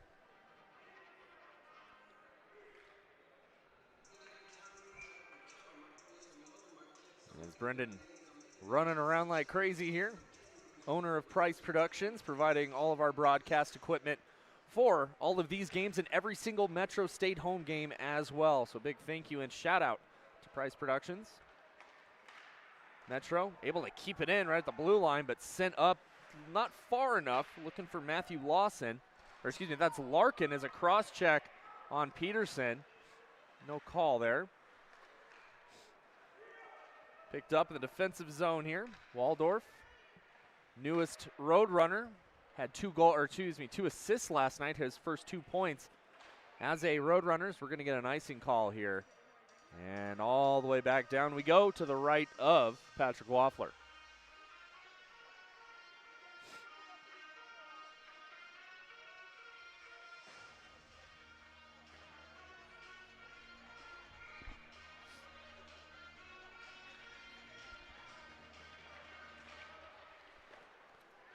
And a quick shot, saved there by Loeffler. Have Halcyon on in the chat here. Saying my concern is that a Husky should be nowhere near a Roadrunner. Has no one ever seen Looney Tunes? And had to remind them that was a coyote. I was just going to say that was a coyote. And I think the Huskies are in danger because the Roadrunner always won. That's a very good point. As we appreciate you hopping in the chat here. 19 minutes left to go in this third period of play. Again, feel free, hop on in, drop any questions, comments, concerns. I mean, I don't think the Huskies brought, 7 million fake pounds of TNT to put in the middle of the road either. I did say they got to load up on Acme products here. Yeah. Roadrunners coming out of their own defensive zone. Pass over to Cash, just not there. One other thing that I should have mentioned this in the intermission report that I want to see the Roadrunners do, connect your passes. Yeah. There have been way too many look out passes off the sticks and not settling down, and it really has hurt Metro in this game. Yeah, and again, this is a Roadrunners team. They're generally really good tape to tape through the neutral zone. They cycle, they reverse in the offensive zone, and some of that I think has been a lack of execution on the part of the home side, and some of that is, man, we talk about it all telecast long, the physicality from the Huskies has made things really difficult. It's hard to stand in and connect passes, keep your head up and survey when you're always worried about, I know the hit is coming, I just don't know where it's coming from. Absolutely, and you know what, that's a good point. And that's a weapon that Northeastern has in their back pocket. From the first drop of the puck here, they showed you, as a shot goes in on Walsh, makes a save, they showed you they're going to finish checks. Yep. Up against the boards, center ice, off the face-off, doesn't matter where. They will finish your checks. And this is a tough game for the Roadrunners to play day number 2. This carries over. We talked about call time getting moved up earlier and earlier. The game tomorrow is at 3:30, 3:15 in the afternoon. Yep. And I'll tell you one thing, the boys are going to feel it tomorrow. Everything they're going through right now, you're going to go to, take it from me, you go to bed at night, and as soon as you relax, you just get hit with a wave of exhaustion. And it's going to be interesting to see how Metro State comes out tomorrow off of this. Especially in a game that is a rematch a very testy affair in regionals last year between Metro Yes. State and Grand Canyon. Yes, and we'll cover all of that in the post-game show here, but for now, still a 1-1 game. An opportunity for Metro. Tillinghast getting around his man, couldn't settle the puck down. Looking sharp angle shot. McLeod picks it up far corner. He gets tied up, puck taken away there by the defenseman George Foster. Stopped at the top of the blue line, finally fizzles out. Collins chasing after it, picked up, dropped off there by Preston Tafoya. Flipped up and in there by Justin Siegel. And now back the other way for the Huskies. Cross-ice feed goes off a body, and apparently it didn't. So we'll get a whistle for icing here on Northeastern. And already you saw Siegel was kind of chasing that puck down after the dump in from center red line. That's what I want to see a little bit more of from Metro. Again, I know they're so good letting the puck do the work to get that offensive zone entry. That could have been a trip there as Margolis won the draw forward to himself. Couldn't quite get turned around for, oh, what a move by Collins. Collins taking it in, forehand, backhand, good save by Loeffler here. And another thing too, Brendan, is the referees, if I'm guessing, probably going to keep their whistles in their pocket here as it's a 1-1 game. Both teams playing hard physically, but clean. And we had some issues there as a shot goes high and over the net. Obviously, in that first period of play with some penalty trouble, it has quieted down since. And in close games like this, it's kind of an unspoken, agreement that, hey, keep playing clean, we're going to let you guys play. Yep. As that could have been a hook there, too. Friday lost his twig, sent up into the bench. Now to play 16-15 left to go here in the third. Well, and to that end, I think, again, longer stretches without whistles, whatever that looks like, favor the Roadrunners. They want to get into the game flow and use that speed. Every whistle, when you keep getting knocked around the 200 by 85 all afternoon, to your point, it gives you an extra breath for those limbs to set in, the bruises, the kind of achy pains. Absolutely. Offside here against the Roadrunners. Trying to drag that back foot was Ethan Rose, just couldn't quite do it.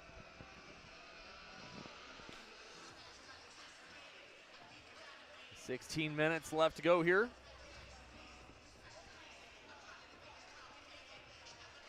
Goes off outside of the blue line.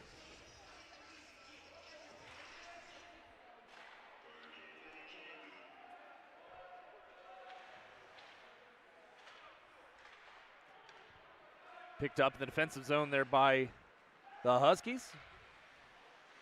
Apologies for the dead air here. Still get everything figured out. Some technical difficulties, but looks like we got a fix here. That was great back checking by Jackson Brandhorst. Bear was barreling down that left wing. Looked like he was going to be able to sashay his way down Broadway, but Brandhorst hustling back blue line to blue line, a stick lift. Made sure that Bear couldn't get across the line, and now you have to force Northeastern off a neutral zone draw, rim it around, and try and go to work again. Folk with a hard shot, goes wide. Yeah, fan on the slap shot there. Piper finishing his check there on number 7, Joe Gaziano. And the Roadrunners trying to just, with a fast breakout, and the Huskies just stopping them at the blue line here. And that goes back to what you mentioned as well about getting those cross-ice connections. And mentioned puck has just kind of bounced off a lot of the Roadrunners' sticks here. Well, one of the things that watching the Huskies this afternoon reminded me of is Z, the assistant coach for the Roadrunners yesterday. We're watching the University of Utah, and he was saying one of the things that makes them so hard to break down is they're so consistent. They're heavy in the corners, they forecheck hard, and when you try and counter, they always have at least one, if not two guys back, and that's been the Huskies. They've been there, even that last opportunity where Cliff tried that quick breakout, there was nothing doing. Nope. There were two Huskies back in the defensive zone, and there was just nowhere to go. And a couple good chances there for the Huskies, and not afraid to shoot the puck anywhere on the net, or excuse me, anywhere on the ice, as Tillinghast takes a big hit up the near side. Bad angle shot. Walsh tried to cover it, got poked away. Still in, back top of the point, shot off a body, now back the other way. No, stolen, and kept in by Waldorf. Good job by Henry Waldorf. He's played a lot of games in this rink, just not as many of them for Metro as he had for Stanley Lake High School. I forgot, this is his home rink here. As the puck comes all the way down, and an icing will be called. 13:54 left to go. For over 60 years, Long Building Technologies has delivered custom solutions to make commercial buildings more efficient, secure, and cost-effective. Get your building on a power play today. Visit www.long.com.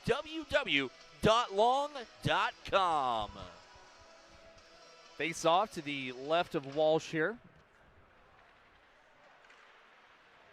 Picked up by the Huskies off that far side. Donlin, another cross-ice feed, up into the bench and out of play. We'll do it all over again. It's a popular piece of real estate this afternoon.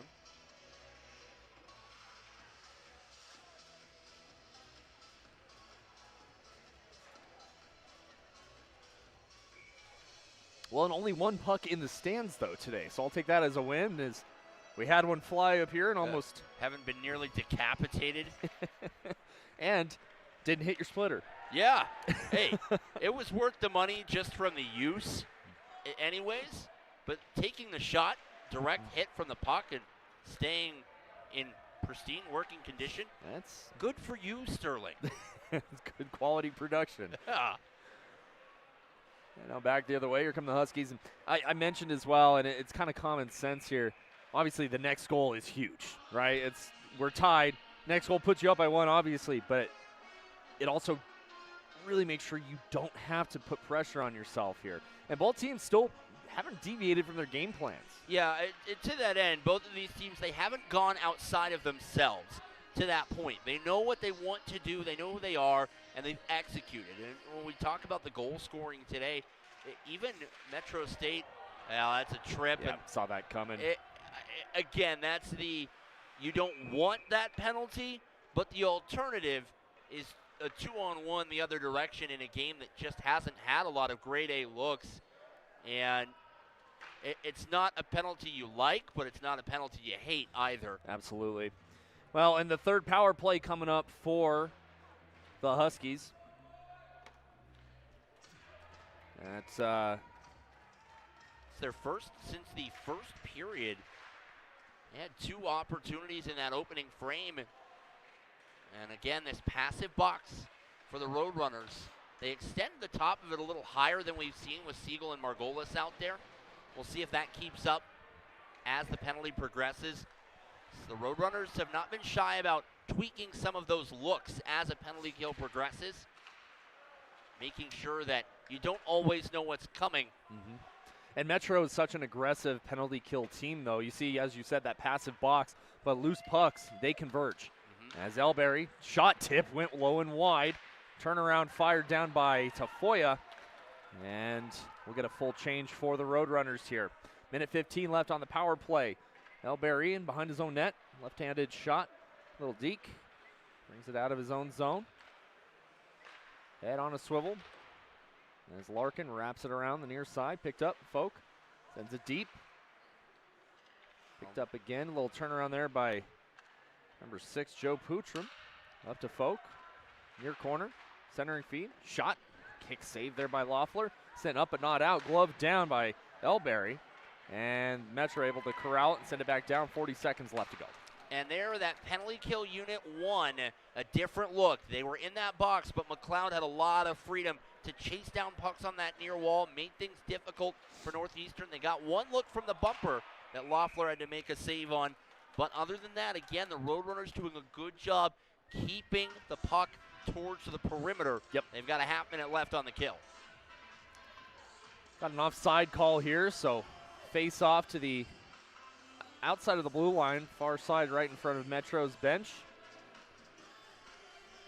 It's going to be Kyle Wilson on the draw for Northeastern. Wins it. Foster picks it up, looking, send it deep. Loeffler comes out to play it. Rattles it around off the near side boards. Picked up. Foster, top circle, pass across, far, looking, shot, kick save again. Taken away by Bear. Bear, top of the point. He's with Foster. Foster rotates. Bear looking. Shot blocked in front again. Picked it up. Far circle. Back to Bear again. Top of the point. Bear looking for a lane. Nobody home. Drops it off. Back to Bear again. Bear looking. Shot. A good block there by Jensen. Out of the penalty box. Here we come. And the puck rattles in on Loeffler. We'll get a whistle.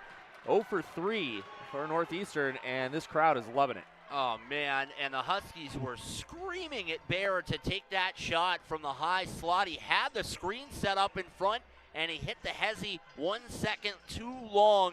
And by the time he loaded up for that snapshot, a great piece of defensive work to get the shot block. And an opportunity there again by the Huskies. It was a good look by Brendan Friday, the only goal scorer here for Northeastern. Loeffler with the save. We approach the midway point of this third period. Got ourselves a good old goaltending duel tonight. Oh, it's been great. Fun game to watch and broadcast as well. These are my favorite types of games up here in the booth. As the puck gets knocked down, a foot race now. O'Connell is going to get there. Cooper Peterson, the forecheck, rattles it around, picked up by Northeastern again, sent up but not out. Peterson sends it in deep. Puck comes out. Taken away, Leonard. Up to Friday. Friday with some speed and some room. Friday, right circle. Poke check there by Loeffler, and he gets barreled into the net. And we're going to have a whistle here. I don't believe a penalty, though. I think it was just a good defensive play. Yeah. And a good hustle on Friday. Went forehand, backhand. But Loeffler did the same thing he did last night, threw the stick out, the old Dominic Hasek poke check. I'm telling you, he is a one-man band bringing the poke check back into style. I'll tell you one thing, you and I last night were able to go play some arcade games and play the old Wayne Gretzky's 2-on-2.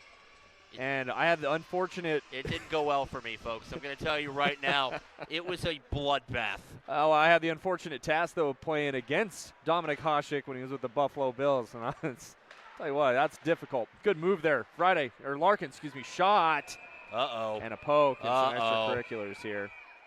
Good on TJ McLeod standing up for his goaltender on that late poke. Yeah, Loeffler, he'll defend his own crease, but he usually brushes that kind of thing aside, lets his teammates handle it. Yep. They had that issue up in Wyoming. A couple of times the Cowboys ran Loeffler in the crease, and after the second one, his teammates said, okay, look, we're about done with this. Yeah. Face-off won by Metro State. No defensive zone. Here comes Waldorf looking for cross-ice feed. Walsh comes out to play it around the near side. McLeod drops it off. Tillinghast chasing after it. And this is where you're got to buckle down here and let your stars do what they do best. Tillinghast opportunity. Looking shot. Saved by Walsh, and we'll get a whistle. And that was a heck of a look there by Preston Tafoya. And one of the things that assistant coach Zach Schwenk said for Metro State when we were talking about this in reference to watching Providence College yesterday, he said the thing with these Northeast teams that's so maybe very different by and large than you see out west consistently is, man, these guys can skate. Yes, and very conditioned. They're conditioned. The legs are there. They've been doing it their whole lives. And, I mean, you look at the Huskies working just from a worksmanship and a habits perspective. We're over midway through the third period. Offside on Tillinghast here. We're midway through the third period, second game in 2 days. And Drew, these guys look almost as fresh as they did in the first period after their first shift. Absolutely, and that's coming up to altitude. We talked about that yesterday as well. Absolutely. You know, it's I would say it's a real thing. I mean, you being from San Diego, I lived in San Diego for a year, and coming up back home to altitude, it's tough, and you do get winded. I think it's a little overplayed, but it's also a good mental game.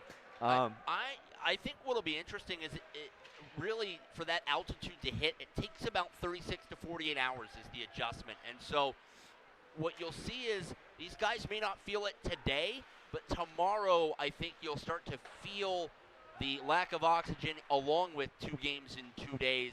It's a high stick. Yes, Metro's going to have to touch it. I'm not sure they want to and play and on. They do, and nope, not up into the broadcast booth there. Well, the funny thing, too, again, congratulations to the Denver Broncos headed to the AFC Championship game. 33-30 victory today over the Buffalo Bills. But I had the fortunate opportunity to work for the Denver Outlaws, former Major League Lacrosse team owned by Pat Bolin and the Bolin family, and played out of Mile High. So I got the opportunity to walk around a lot, and one of my favorite things about Mile High is for visiting teams, they have signs everywhere warning about altitude sickness. Yeah. And as the bus comes in for the players, huge mural on the wall saying you are now above sea level, blah, blah, blah, blah, blah. And again, it can get mental. It can be a mind game. Absolutely. And you feel gassed, you are gassed, but you got to keep playing on a good hit up the near boards here. Puck comes free, paddle saved by Loeffler as Ryan Jensen throwing the body around, but a good opportunity there by the Huskies. Coming back in the other way. Here comes Mike Martinez. Another good hit up against the near side, and some extracurriculars here. Martinez holding down the stick there of Gorsuch, coming free. Martinez, a little fluttering shot, far side. Picked up in behind the net. Tomlin lost a handle on it. Wilson. A good hit, a big hit there, excuse me. I wouldn't say a good hit. That was knee on knee. Yeah. And I hope he's okay. That's number 6, Joe Putram. And Margolis going right over to him. Yeah, I mean, that was not intentional at all. No, not at all. And That's just, you got two guys that kind of ran into each other, jockeying for position in the slot. And it's really, really encouraging to see Donlin be able to skate up, get over to the bench. That's Putrin, I believe. Or was it Donlin? Yeah. It was Donlin? Okay. Well, my apologies. No, and they have Siegel in the box. I thought it was Margolis who laid the hit, but I could have missed that. All the same, Northeastern, I mean, these kinds of opportunities have been few and far between. Yes. Yep.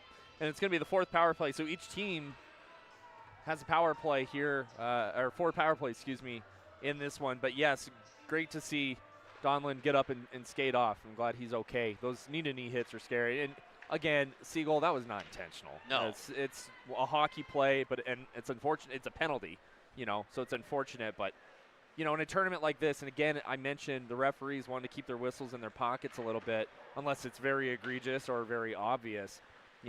These two teams never see each other. There's no bad blood. It's just a hockey play that happens. Northeastern, excuse me, here. Power play. Folk, top of the point, near circle. Sends it across. Elberry, near side. Larkin back to Folk. Oh. High shot, went wide. McLeod almost got a stick on it. TJ almost picked that pass off, and he would have been off to the races. Elberry sends it in deep. Far side circle, looking across, goes off a body. Larkin, shot, goes wide. Get to McLeod. McLeod's going to flip it up. Tillinghast out there on the penalty killer. Not your usual penalty killer here, but I like what Brady Reynolds is doing.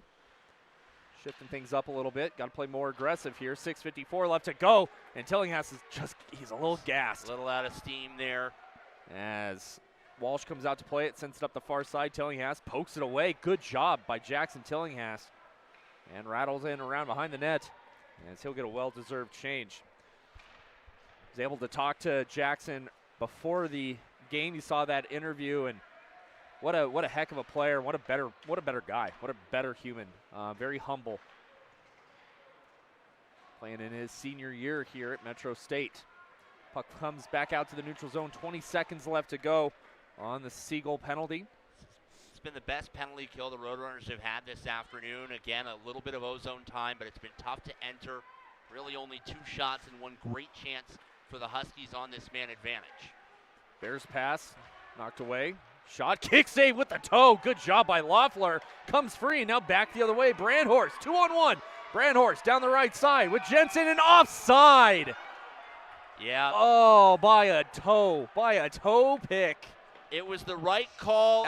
It was. Great work from the linesman who was right on top of that.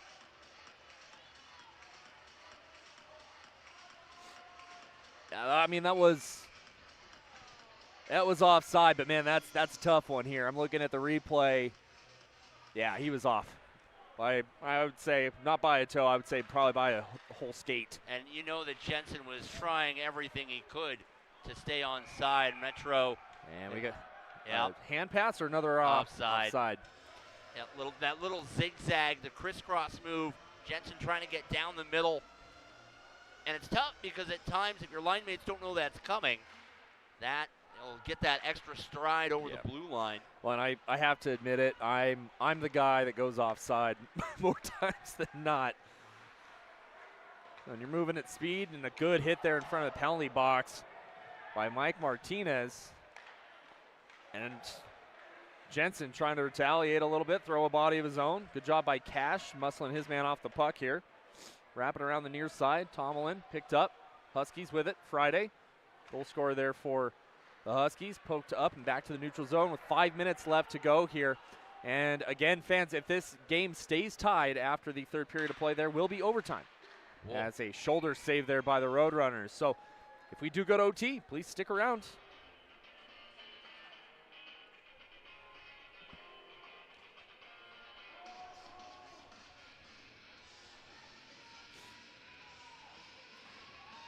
Little Nirvana here in the arena. And they've been hitting all the 90s, 2000s stuff today. That's been on the playlist. It's making my millennial heart proud. Agreed. Face-off won by the Huskies. Still applying a lot of pressure here. Top of the point. Stolen and away by McLeod. He couldn't settle it down, though, as the lineman got caught up in that one. Lundmark with it. Stolen. Tillinghast one-on-one now. Tillinghast looking. Shot in the glove. Saved by Walsh. I'll tell you, though, that was a good shot and a good decision by Tillinghast. You just spent a lot of time in your own defensive zone. Get a whistle, get an offensive zone face-off. And we'll have that face-off will come to the left of Ben Walsh.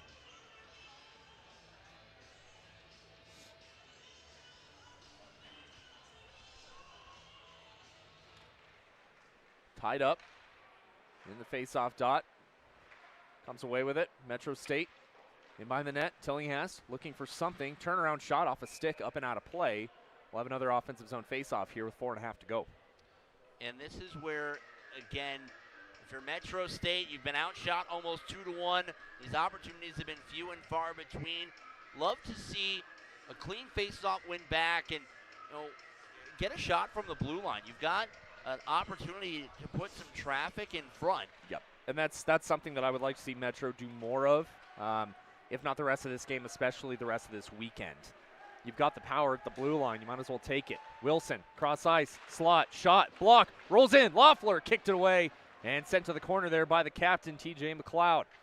In behind the net, Pootram picks it up. Wilson, near side. Foster with a shot, goes wide. Pootram behind the net, looking towards the point. Far circle, drops it back off to Brett Donlin. Again, good to see he's out there. He's okay. Tied up along the boards, comes away with it. Foster, top of the point, looking. Shot tip, goes high and wide. Donlin, far circle. Kicks it up again, and up and out by McLeod. McLeod on the forecheck, and that will be icing. You're correct. Tried to beat it out, couldn't quite do it. And again, in this Big Mountain Hockey Classic, a lot of folks working together to help bring this event to you. The Colorado Media School, an American private institution, and instructs students in all areas of the broadcast media industry. It's a comprehensive hands-on program where students are trained by broadcast media professionals currently working in the field. Face-off won there by Metro. Tied up, though, and taken away by the Huskies. In behind the net, looking. Top circle. Shot went low and wide. Loeffler came way out of his net to try and cut down that angle. It worked. As the puck rattles in behind the net. Kicked up the far side. Tillinghast with it. Flips it up, but not out. Kept in by the Huskies here, 3:20 to go. Side of the cage, and Loeffler picks it up again. And that is his 48th save. He's been busy. Putting in some work. Face-off right of Loeffler here.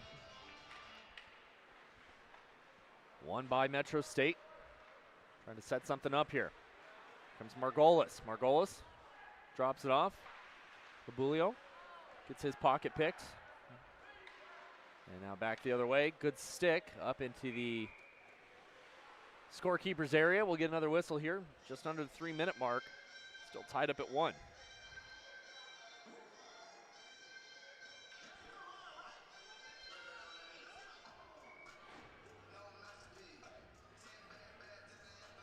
Face off right at neutral ice, or center ice rather.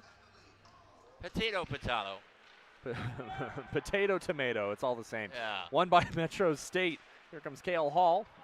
Hall looking, drops it, and couldn't get a shot off. I believe that was Jensen. And up the near side here, Metro still with it. Centering feed, stolen away by Northeastern.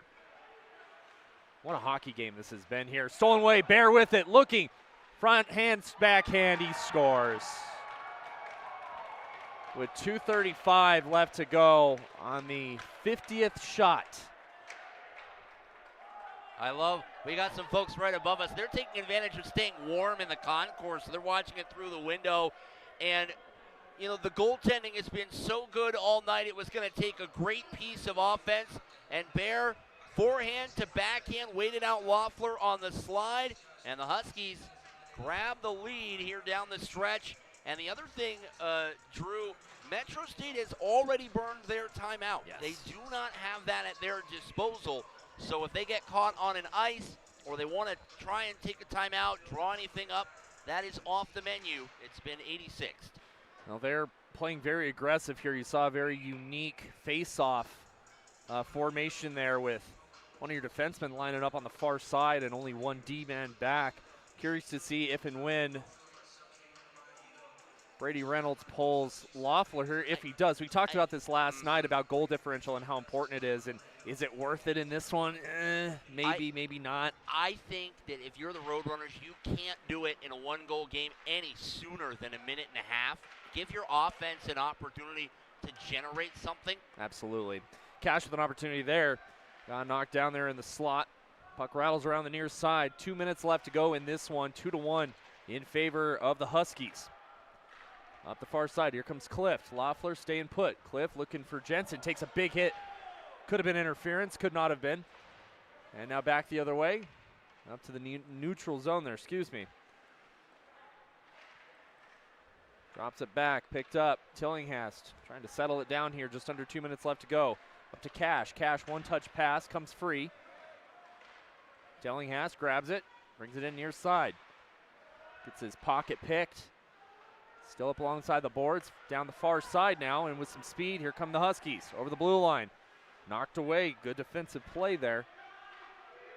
Believed by Cash. Minute and a half left to go here. Here comes Tillinghast. Sorry to interrupt you there, Brendan. No, and now the puck is it's got to get deep, and they've got to send Loeffler. He's doing his best TLC impression, starting to creep to the edge of the crease. And we're getting an offside call here. And Tillinghast just had a really good opportunity there. Pass just barely went behind him here.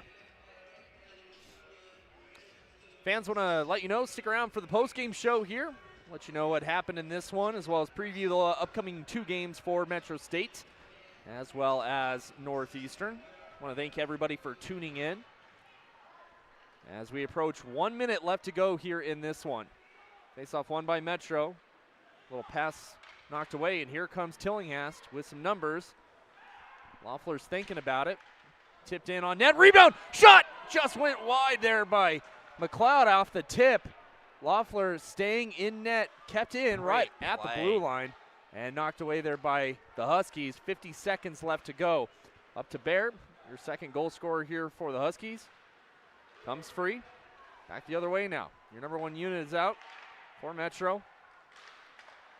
Sent in deep, knocked away. Tillinghast trying to steal it. 35 seconds left. Piper knocks it down. Brings it in the near side, comes back out to the neutral zone. Loeffler wants an icing, and he will get it with 24.7 to go. And Donlin disagreed. Yeah, I think the argument is that puck had slowed down sufficiently enough it could have been run down. Loeffler's taking a long look over at Brady Reynolds, who, and here comes the signal. Reynolds is emptying the cage, 6-on-5. 24 seconds left to go here.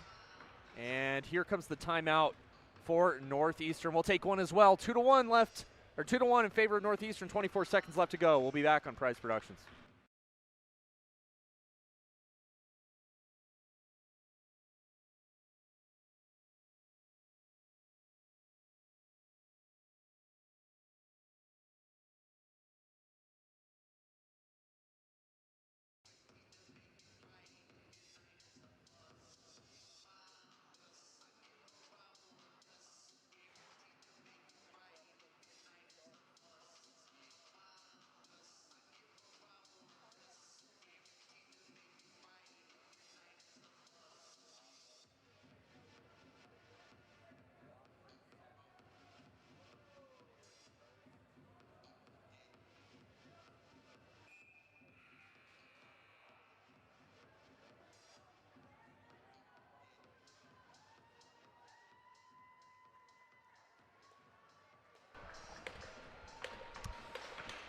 We're back. 24.7 left to go here in this one.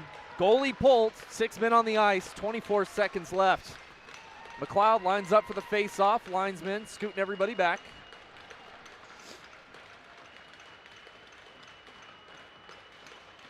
Puck is dropped, tied up, comes free in the neutral, or excuse me, middle of the face-off dot.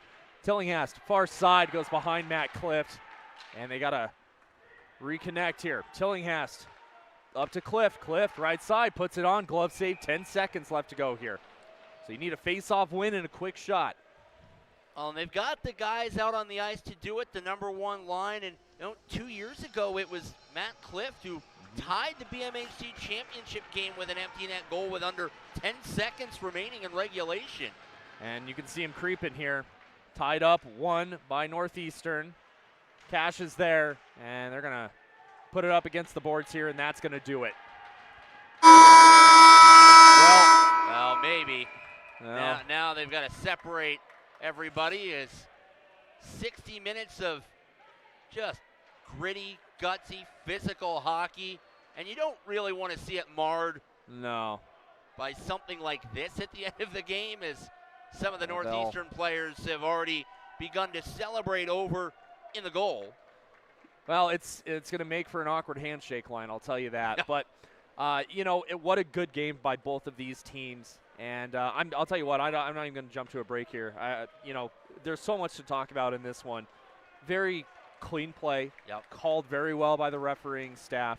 I loved watching the way Northeastern play, and I love the grit and determination that Metro State brought here tonight in this one. I mean, this is one of those things where I don't know what the right word is, happy, unhappy. This was just a good hockey game. Absolutely. And I think it really was, it was a 50-50 kind of night where it's 2-1 Northeastern, a couple of bounces, maybe you get another power play goal, could be 2-1 the other way. Loeffler and Walsh were phenomenal. 80 shots combined between these two teams tonight, 3 goals. Absolutely. And these are the kind of games, I mentioned it early, that I love to broadcast. I love to be a part of. Metro never gave up. Northeastern never gave up. Yes, it was physical. Yes, it was intense. But guess what? Into the game, both teams shaking hands, all the coaches shaking hands.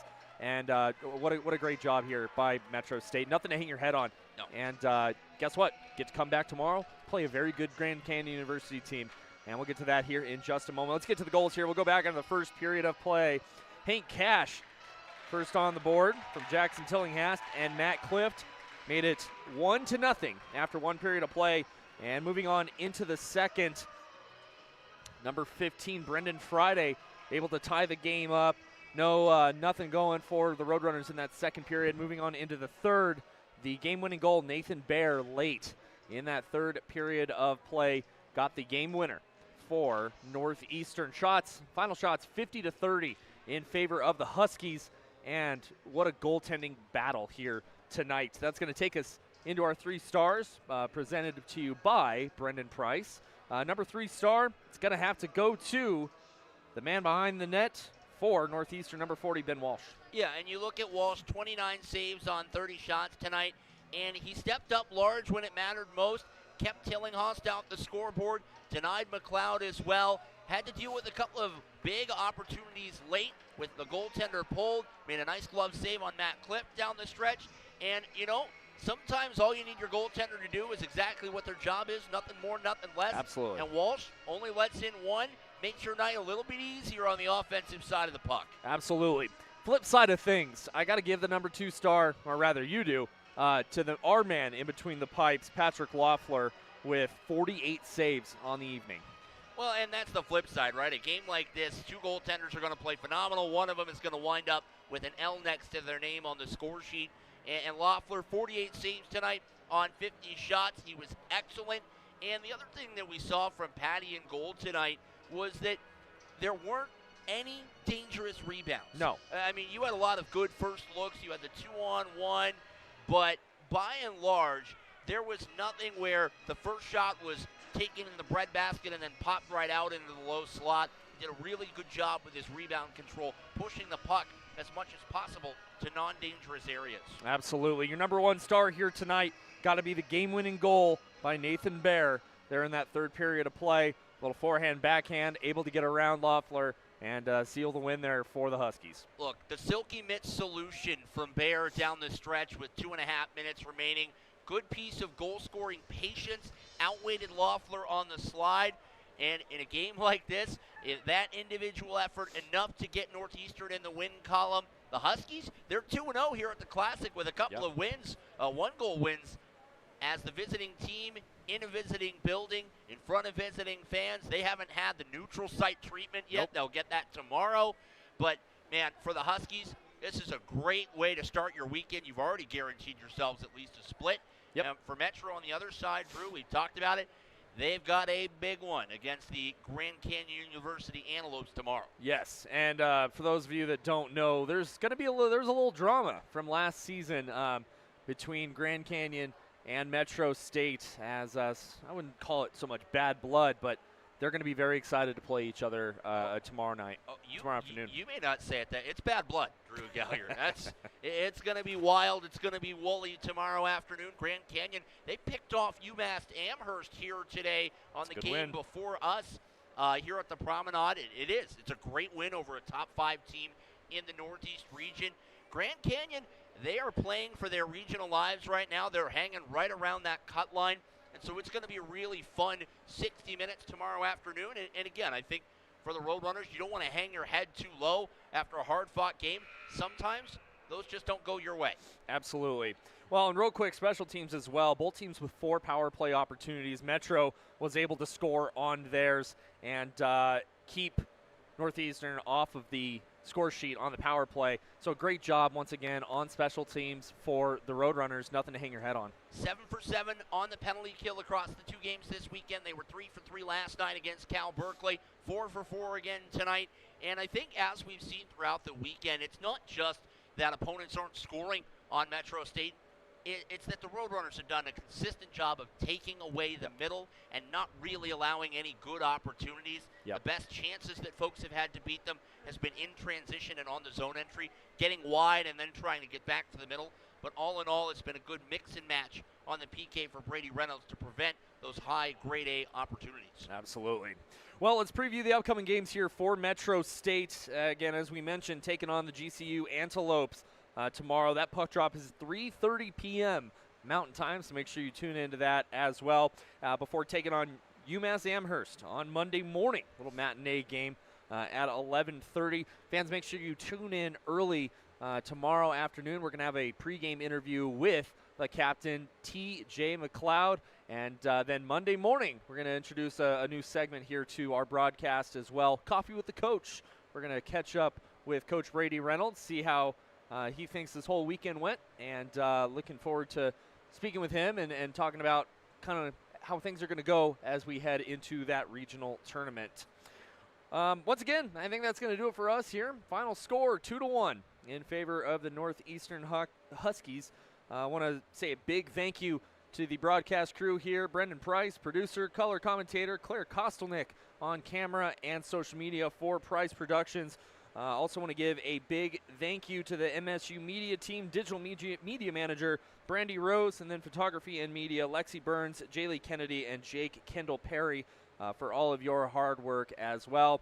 And thank you, everybody, for tuning in to this game. Once again, final score, 2-1 in favor of the Northeastern Huskies over the Metro State Roadrunners. I'm Drew Galliard. Have a great night.